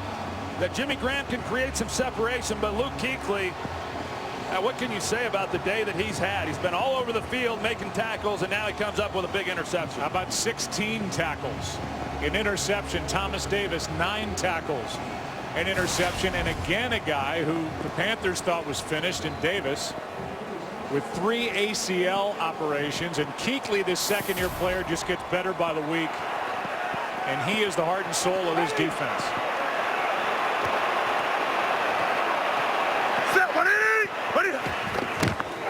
It's Williams. Hawthorne made the hit. A gain of 2. Yeah, halfway expected Carolina to come off of that change of possession and run a play action fake. Remember the last interception, they handed the ball to D'Angelo Williams. He raced in for the touchdown, but with the weather the way that it is, I'm sure Ron Rivera is wanting to just play it a little closer to the vest. But change of possession like that, a lot of times you'll see these coordinators try to dial something up down the field.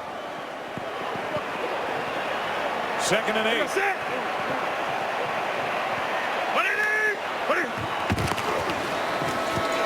It's Williams. 3rd down coming up. A gain of 3. Never be without football. Get coverage of every NFL game on NFL Mobile. Call ** NFL to download it now. 3rd down and 5, out of field goal range. And what exactly is field goal range on a windy, rainy day like this? But well outside of it. And a 3rd down with under 3.5 to go, 3rd quarter. You start thinking if they're able to get anything on this drive or on this play short of the 1st down, if they're not in 4 down territory. Newton looked like a designed run all the way, and he gets nothing. May have lost a yard as Cam Newton took it, and the punt team will come out and try and pin Drew Brees back close to the New Orleans end zone. Remember last time Newton left the field, he went over and got looked at on the bench, and now he's Gimby coming off again. Well, we saw that earlier. I'm a little surprised by that call. I don't think he was right even before that play, but Cam Newton, who, as we know, he can certainly run. He's one of the best in the league at doing so, but he has taken a lot of hits this year when he has kept it. Good snap. That wet ball. End over end, and it's Sproles letting it go over his head, and it checks up inside the 5.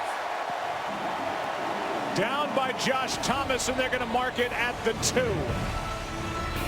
Great work by Brad Nortman, 2nd-year punter out of Wisconsin. Saints have it down 4. How about this guy right below the booth? Mission accomplished. He's on TV. The bad news is for the Saints, the punt was so good they marked it at the 2. The good news is for the Saints, the rain has let up a bit. But they are backed up, down by 4. It's Collins, the fullback, a little breathing room with a pickup of 2. Looked like that exchange from Drew Brees to Jed Collins here. Yeah, he got stepped on. Drew Brees. That happens sometimes down there in those close quarters. Offensive linemen take a false step back, and as you're trying to come out as a quarterback, and yeah, it didn't look good when it happened in real time. Saints need to just pick up a 1st down here, give their punter some room to work. On 2nd and 8, fake the toss. Brees floats it out for Collins. And Collins with a catch and run up to the 10. A gain of 6. Davis on the tackle. The last 5 times they've had it. 2 interceptions, 2 punts, and a turnover on downs when they try to fake field goal. 3rd down and 2. Well, they've been good on 3rd down when it's been 3rd and short. They've converted these. They've had more problems when it's been 3rd and 8 or more.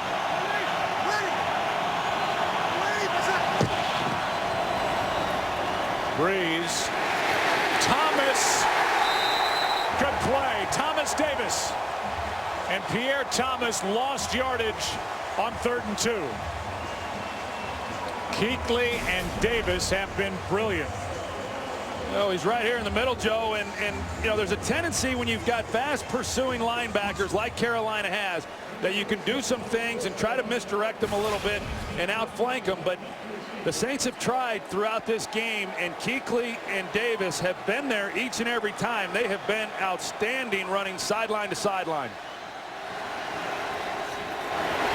Penalty flag flies as Morstead just got it away. Ginn is going to stay away from the football. It's tapped at the 42, but a flag is down. You know, I think when the head coach comes from the defensive side of the ball like Ron Rivera does. Illegal formation on the defense. Number 38 was covering the center on the punt. It's a 5-yard penalty. 1st down, New Orleans. How about that? That's an automatic 1st down because it was 4th down and less than 5. And because the center was covered up, it goes down as an illegal formation on the defense. And the 5-yard penalty gives the Saints enough for a big 1st down. Well, that is a huge penalty, Joe.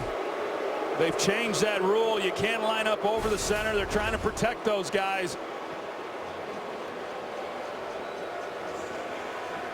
You can see the long snapper. That's Justin Drescher. with a player just over his right shoulder pad. Yeah, there was 5-yard penalties, a first down. Yeah, I'm interested on, nobody was right over the top of him. Here's Ingram. And Ingram's going to pick up 8. Thomas Davis on the stop. We are through 3 quarters, and we may check in with Mike Pereira, at least off the air during the break. Back after this as we go to the 4th from your local Fox station. From Mike, a big first down by penalty, as they said the center was covered up. Yeah, huge call, Joe. And the rule is you have to be in a punt formation lined up outside the shoulder of the center. That's really close. I think too close to call.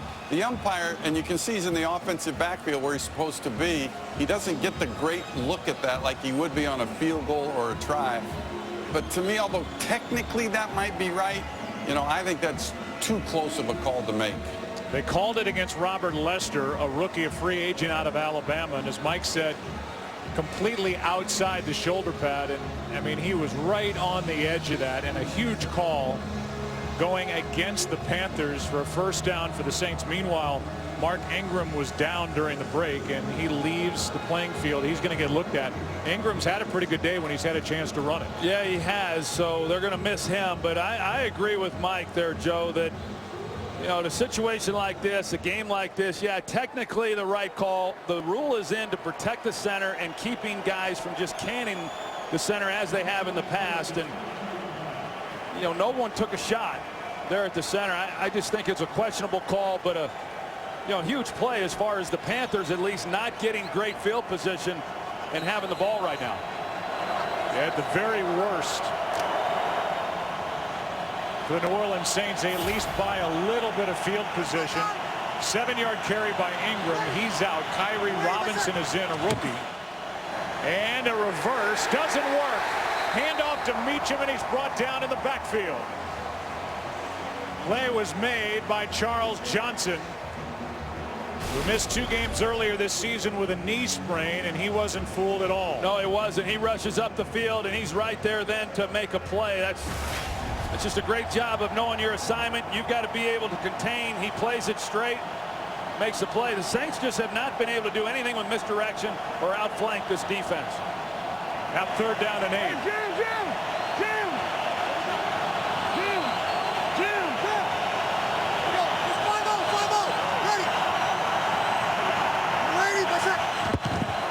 Just got it away. Michael coming on a blitz. Play made.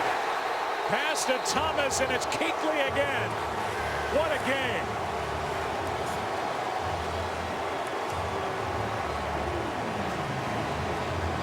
It's like playing with 12 guys. I mean, Luke Kuechly is all over the place. I mean, this is amazing how he just has a knack for knowing where the ball's going and then being there to make a play. You see Sean Payton, he's saying to Breeze, hey, that's on me. And hey, Sean McDermott, the defensive coordinator for Carolina, has been one step ahead of one of the great play callers in football. Yeah, that's where I was going with a point about Rivera, the head coach, former linebacker. Here's again outside the 35. You think about Rivera in the defense. Don't forget about Sean McDermott and the job he's done as defensive coordinator. You think he doesn't love Kuechly? 10-6, Panthers. Today's game is sponsored by Universal Pictures' new film Lone Survivor, in theaters January 10th. Well, Cam Newton's been getting a lot of attention on the sideline. Pam Oliver told us they've had to rewrap his ankle. And he takes over with the ball at his own 36, up by 4, handoff to Williams. Covering up the football out to the 40. What's at stake? We came on the air talking about it, and it's worth revisiting. For the Saints, with a win today, they clinch the South and a first-round bye, which is big.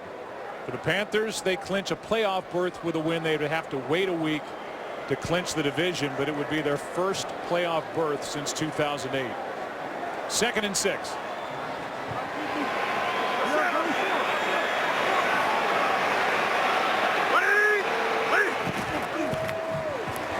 Newton off the hands of the tight end Olsen. 3rd and 6. Well, Joe, you talk about what this game means to the New Orleans Saints as well as the Carolina Panthers. It means so much to Sean Payton as far as seeding goes.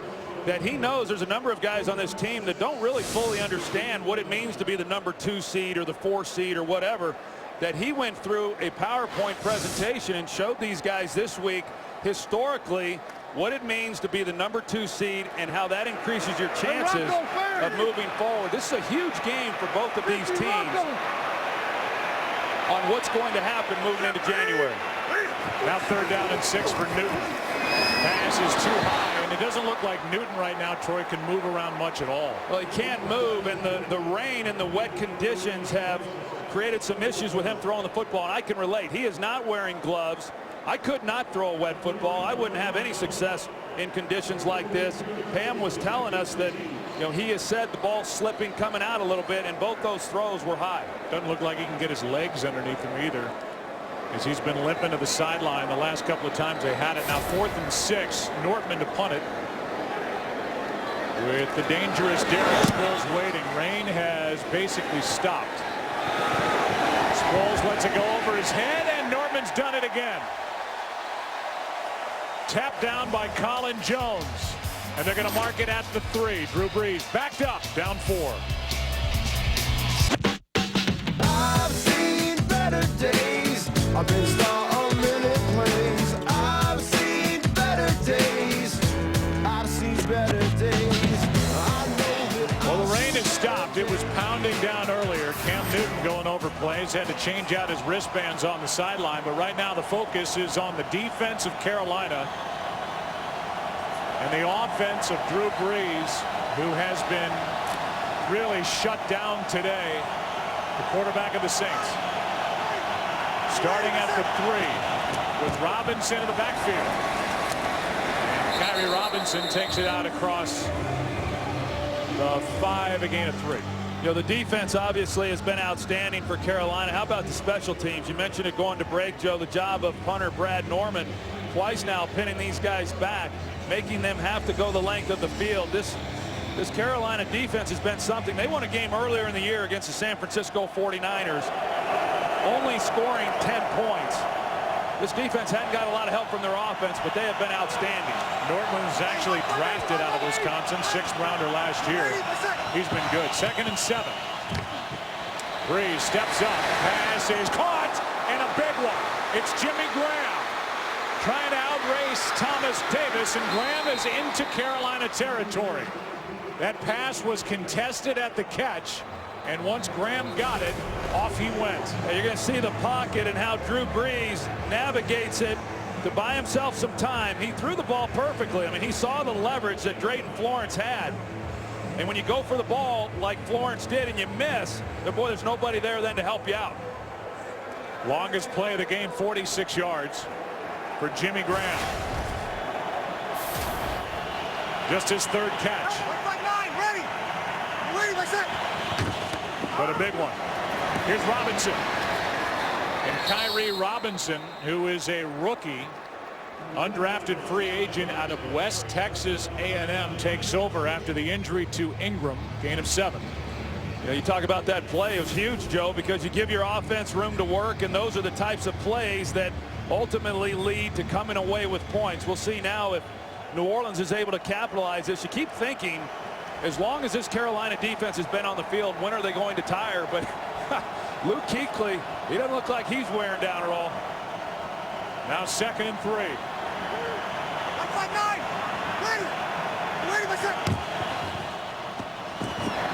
Hand off for the 1st down, and it's Robinson again. Picked up 7 on 1st down, now gets 5 on 2nd down. Kuechly on the tackle, but a fresh set of downs for the Saints, who trail by 4. And you can see, with the weather we're having and the field being what it is, it looks like it's held up pretty well. The equipment staff of the Carolina Panthers with shoe options, different lengths of the cleats. Here's Robinson again. And Kyrie picks up 1. By the way, Luke Kuechly has a franchise record, 21 tackles in this game. He also has an interception. Thomas Davis has the other pick. Pierre Thomas is back in the lineup. And positioned behind the fullback Jed Collins.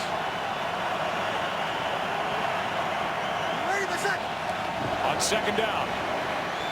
Pass is floated for Graham. Had the weight, made the catch. Has a first down. And is able to hang on to the football. That just floated to him, and Jimmy Graham fired up after a first down catch. Well, Jimmy Graham posted up. That's where being a basketball player is a pretty good thing, because you're right, Joe. The ball did hold up, and he's just able to go up then and make a play on it. It's a good job. Initially, when it came out, it looked like it was going to be overthrown and that Melvin White may have an opportunity to make an interception. Came in leading NFL tight ends in catches. He's been loud lately. Handoff is to Robinson. Spinning off a couple of hits. Made the most of it. Gets 2. Chase Blackburn on the tackle. 2nd and 8. 8.5 to go. Carolina all 3 timeouts left. New Orleans with 2. And now Blackburn, after making that play, is not able to come off the field.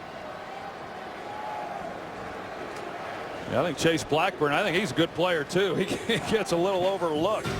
With those other 2, he plays alongside. They'll look at Blackburn. We'll take a break. 2nd down when we come back.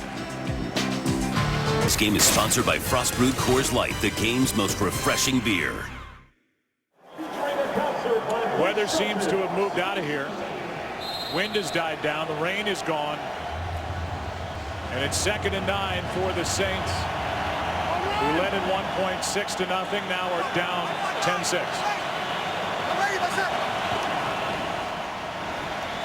Breeze drops it off for Thomas.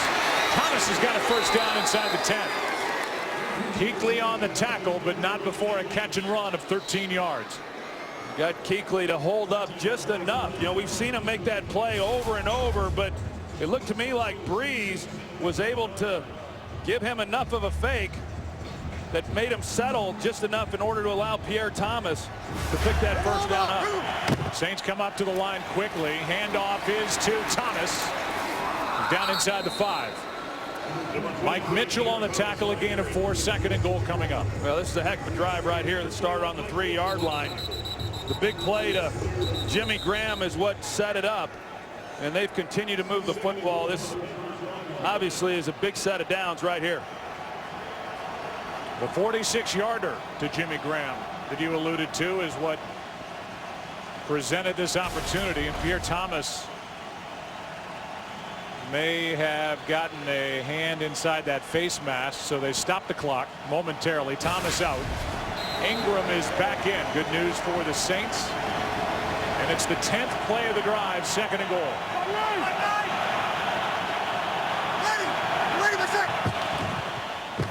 Here's Ingram.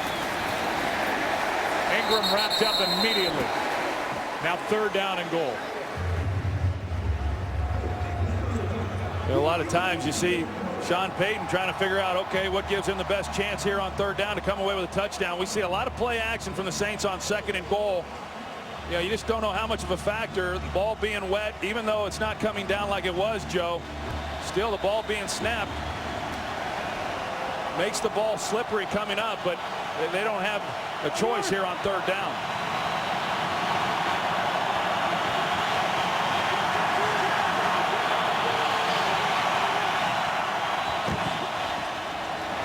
Breeze has got Graham for the touchdown. Jimmy Graham. Touchdown number 15 for the big Saints tight end. And New Orleans back on top with the extra point coming. Well, that's like an alley-oop. We saw him go up earlier and make a play on the ball, and this time Quentin Michael, he's trying to get physical. You throw it up and let the guy who's 6'7" go up over someone 5'10". That's a great job of finishing this drive with a touchdown. It's a 5-yard touchdown pass. Jimmy Graham with 15 touchdown catches. He's closing in on the single season record for a tight end, held by Gronkowski, 17 back in 2011. But most importantly for the Saints, who are trying to wrap up the number 2 seed They're on top by 2. Shane Graham will try and make it 3.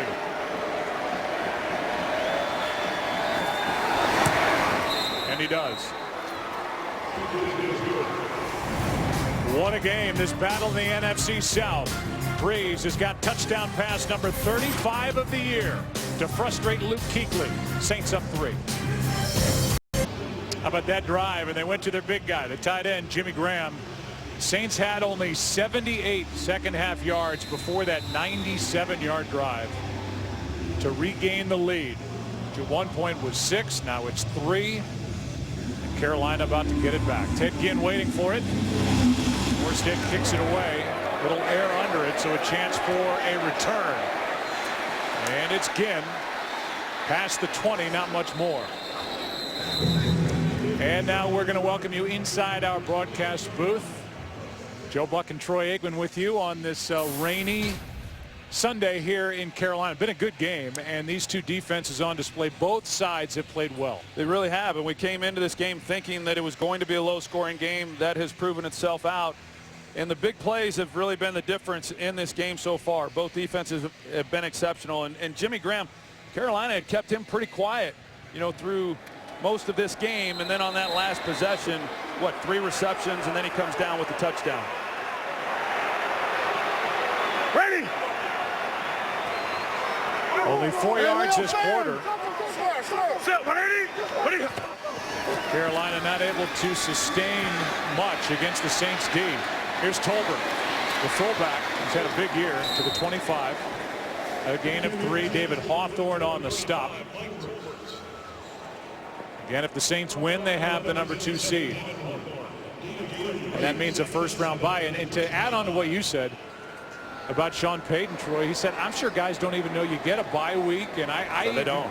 I pulled out the itineraries from years past as almost an incentive to say, hey, guys, you want a break after week 17? Let's be the number 2 seed. I thought it was really smart of Sean Payton to do that, because I can assure you a lot of guys don't. They don't know what a lot of these things mean. Panthers playing without Steve Smith, who was injured in the first half. Here's Tolbert, and the crowd getting frustrated as Tolbert gets 2. Not much in the passing game for Newton, and you wonder how healthy his legs are. He hasn't looked all that good. You can see it's just sprinkling here. The grip on the ball should be better than it was at the start of the second half, but now he's faced with a big 3rd and 5. A big 3rd and 5, and at this point in the game with just over 5 minutes to play, you start to wonder how many more opportunities are you going to get if you don't do something with this possession right here.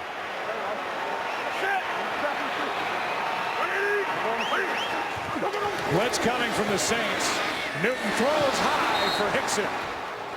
And it's 3 and out.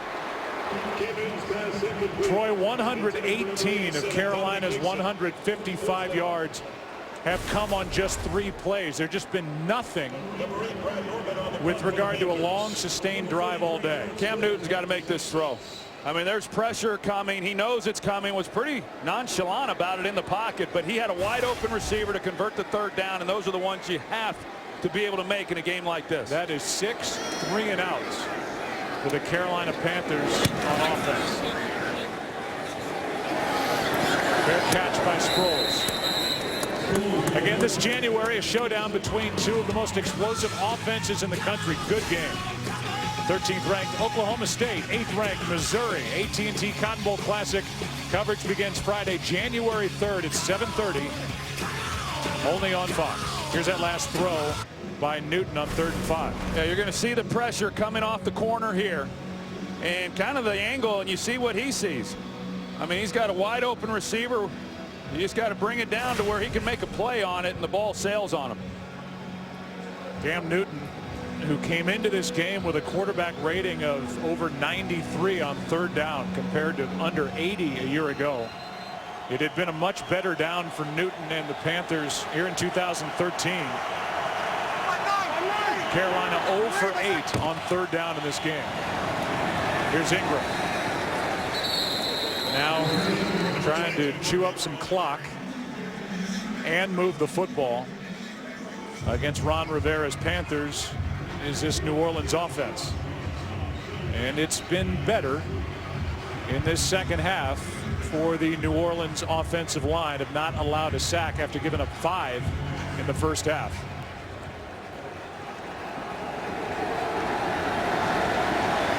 Second and 8.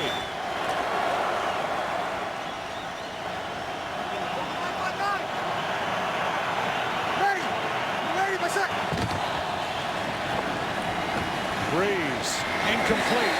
Holston the intended target. Yeah, you wonder, Drew Brees now not wearing the gloves like he was earlier when the rain was coming down pretty steadily. But as I said, even though there may not be rain coming down right now, that ball came out as though it was slick, and that's to be expected. The pants on the center, Brian De La Puente, that he's wet, the ball, the grass, everything. So it's hard still not to have moisture on the ball and have it impact some of those throws, and that very well could have been what happened to Cam Newton on that third down play as well. Third down and 8.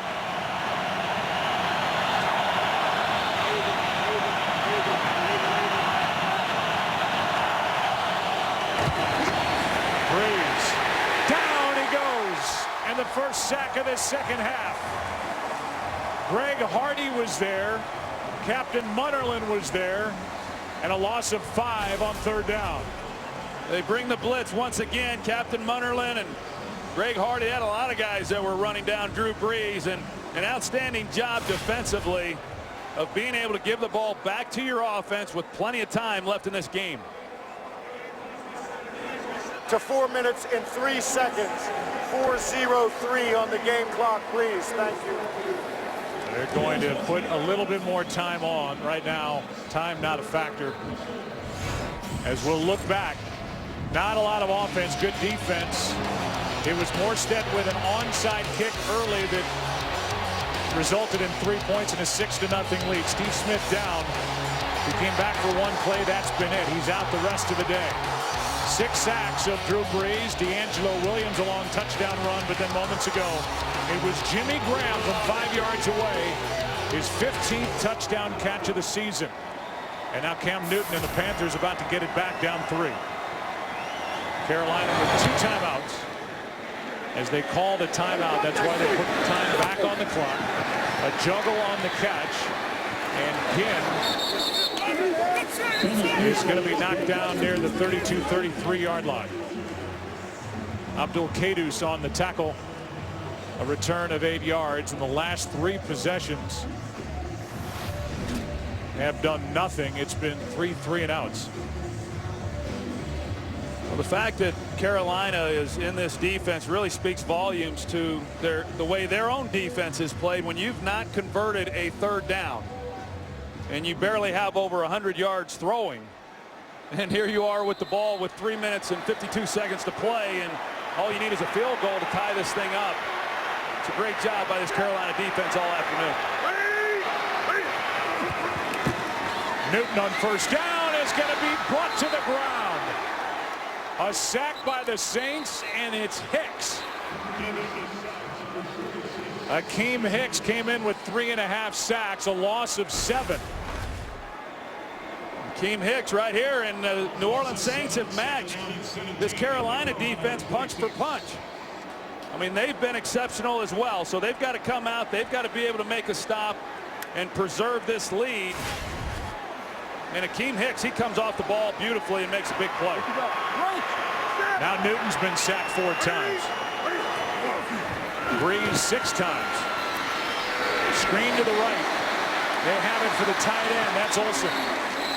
And Greg Olsen gets that yardage back after the sack +1, a gain of 9. Yeah, it's a good job defensively, though, there by New Orleans Saints. And Rob Ryan, he has seen that play many times from this Carolina offense. They like that double screen. They show it to one side, come back to the other. That's the exact same play that D'Angelo Williams scored on last week against the Jets. A minimal gain there, forcing a 3rd and long. And Carolina, as we said, they have yet to convert on third down. It's about time if they're going to do something. Each side with 2 timeouts left. On 3rd down and 8. Newton finds Olsen, but Olsen is brought down by Harper. And now it's 4th down. And the decision is to bring the punt unit onto the field with under 2.5 to go and 2 timeouts. Well, they've been so bad on on third down that what gives Ron Rivera any confidence they can convert here. Then you give the ball back to the Saints needing a touchdown. They'll be basically in field goal range. A lot of confidence in your defense. I don't disagree with 2 timeouts. But they would have loved to have gotten this away with over 2 minutes left, No doubt, in the half, because then you get the stop with a 2-minute warning. They don't. 1:57, 2-minute warning here in Charlotte. Saints have it up 3. There's the game summary numbers-wise on the strength of an 11-play, 97-yard drive. The Saints are leading by 3. Drive ended with a touchdown in the hands of Jimmy Graham. He'll run it. It's Ingram. Carolina will take a timeout. They have 1 remaining.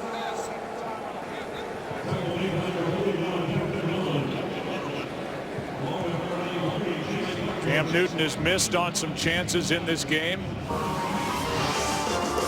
He is watching, as we all will be. American Idol looking for the next superstar. Join Jennifer Lopez, Keith Urban, Harry Connick Jr., along with Ryan Seacrest as they search for the best new talent. American Idol's most exciting season yet begins Wednesday, January 15th here on Fox.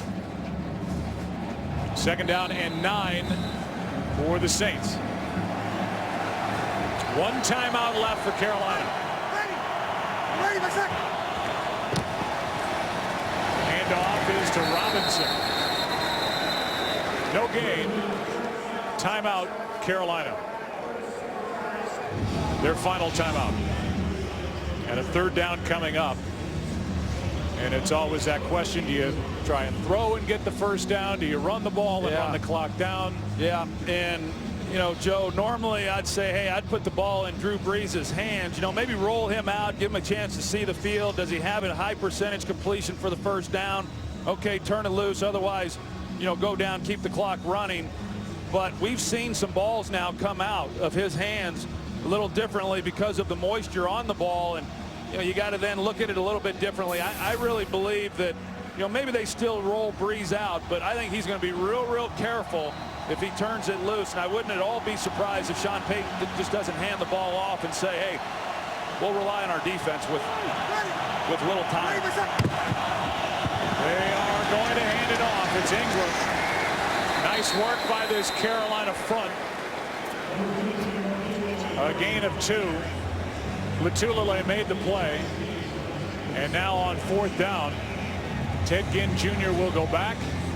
And the punt will be coming from Morstead. Yeah, and so you look back now on Ron Rivera's decision to punt, and it was the right decision, and the defense did their job. Now Cam Newton's going to get the ball back without any timeouts, but with still time left and a chance to try to get in a position to kick a field goal, if nothing else, and send this game into overtime.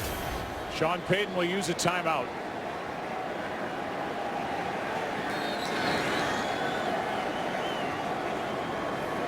And with 1:02 left,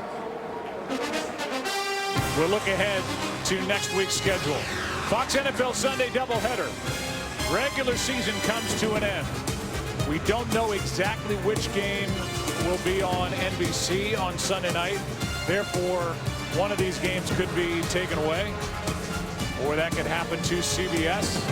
So it's all subject to change. Coverage begins at 11 a.m. Eastern with Fox NFL Kickoff on Fox Sports 1, followed by Fox NFL Sunday at noon Eastern on Fox. So now Cam Newton, who hasn't been able to move the ball for the most part at all the last 4 times he's had it, will have the game in his hands. Morstead hits it. Short punt. Ginn with a nice catch. Had to run a long way to get it after a short 37-yard punt.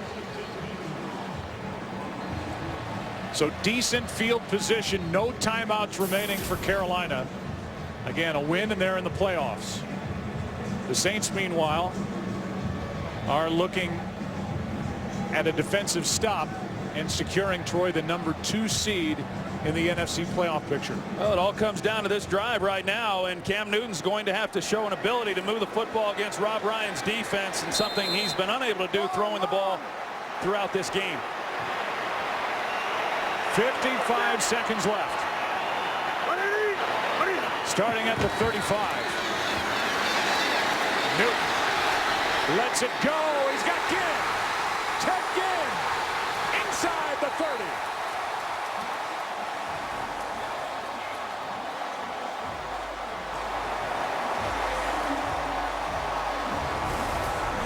Credit this offensive line. Ryan Khalil right in the center. You can see how much time Cam Newton has in the pocket to wait. Then he throws. That's the best throw he's made all day. They got the deep crossing route to Ted Ginn, and a big play that sets him up right now in field goal position.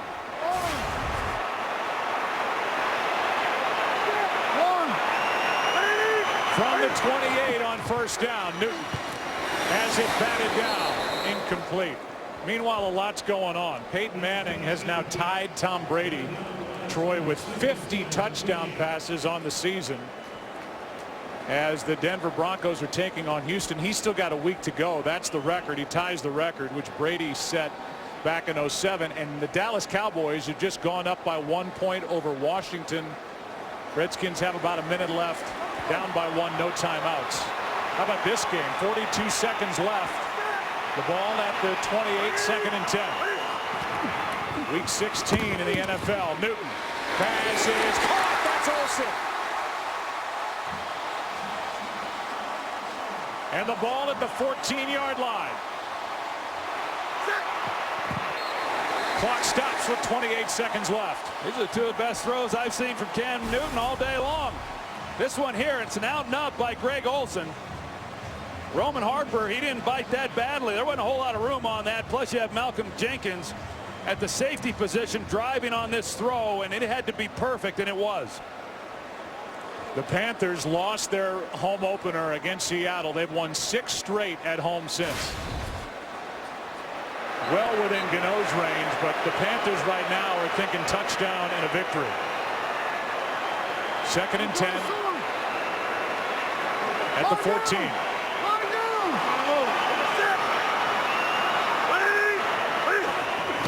Blitz coming. Newton gets around it. Pass is caught for the touchdown. Hickson.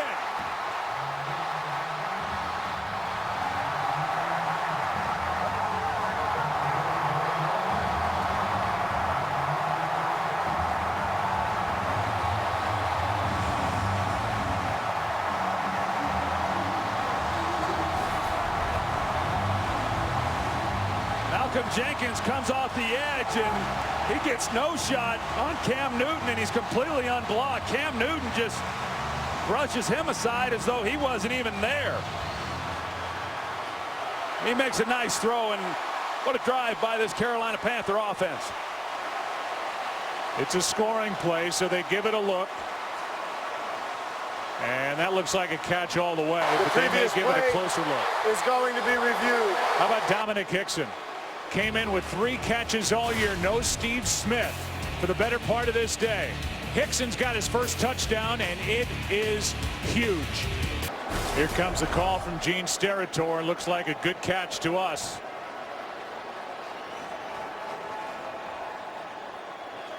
After review, the ruling on the field is confirmed. It is a touchdown.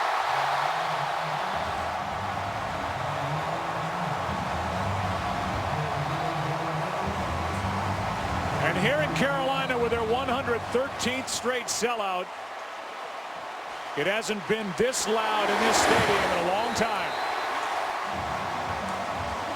23 seconds left. 1 timeout for New Orleans. And Troy, the offense for Carolina, and in particular Cam Newton, stepped up, made big throws, and took his team into the end zone. There's no doubt. I mean, throughout this ball game, they just had not been able to get anything going with their passing game. That was what they had to have on that possession. Some big-time throws by Cam Newton. Carolina had 60 yards total in the second half before that drive. They went 65 yards in 32 seconds.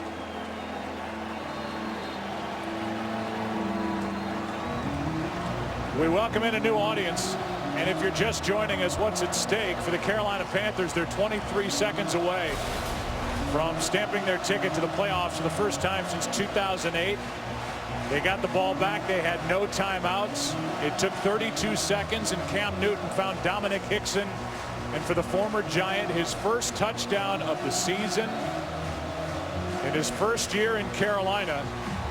And the catch put the Panthers back on top. I think Rob Ryan, as defensive coordinator, he's wondering how Malcolm Jenkins didn't get a better hit on Cam Newton as a free rusher. Cam Newton hangs in there in the pocket and delivered a nice throw, safe throw away, and Dominic Hickson goes and gets it. So after doing a job all day long, the Saints defensively give up the go-ahead touchdown. New Orleans had a chance today to clinch the division and clinch a second-round bye. Unless something miraculous happens here with 23 seconds left. We'll be looking ahead to week 17. And the drive will start at the 20.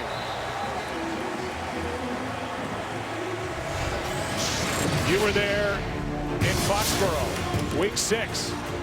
Tom Brady with one of his patented come-from-behind wins and a 3-point victory over Rob Ryan's defense and the Saints. And moments ago, it's Cam Newton finding Dominic Hickson with a catch in the roll for the go-ahead points. The Carolina Panthers, the New Orleans Saints, both coming in at 10-4. 23 seconds to go. Carolina's playing 4 deep. They're going to force everything underneath, try to keep the ball in bounds. Breeze, who's been sacked 6 times today, almost got it to Colston. Pass is broken up. And while we talk about this defense, led by Sean McDermott, he's been here since Ron Rivera got here 3 years ago. Luke Kuechly, 24 tackles and interception, and his linebacking mate Thomas Davis 13 tackles and an interception. It was an impressive performance by that man right there. As you said, 24 tackles, had an interception. He was wherever the ball was, that's where you could find number 59. Meanwhile, Greg Hardy, who got the day against the rookie Armstead, 3 sacks in this game. There's Lance Moore, 10 seconds left, and the Saints have to get it into the end zone. So again, Teron Armstead made the start, his first in the NFL, the rookie at left tackle. And Greg Hardy, who was shut out in New Orleans, no sacks, only 1 tackle, had 3 sacks today. Well, the career long of Shane Graham's is 55 yards. Joe, I was watching him in warm-ups, and he didn't make anything over 50 yards. Got to get it into the end zone as Moore hops out of bounds. 6 seconds left, and if nothing else, that's bought maybe enough yardage to give Breeze a chance to get it into the end zone. Yeah, you're right, Joe. Down 4 here, so with 6 seconds, you know, maybe if you're able to get the ball underneath quickly, you know, you got 1 timeout. We'll see whether or not they're going to try that or take a shot right here. Breeze going to heave it. Pass will not make the end zone, batted away, and the Panthers are in the playoffs.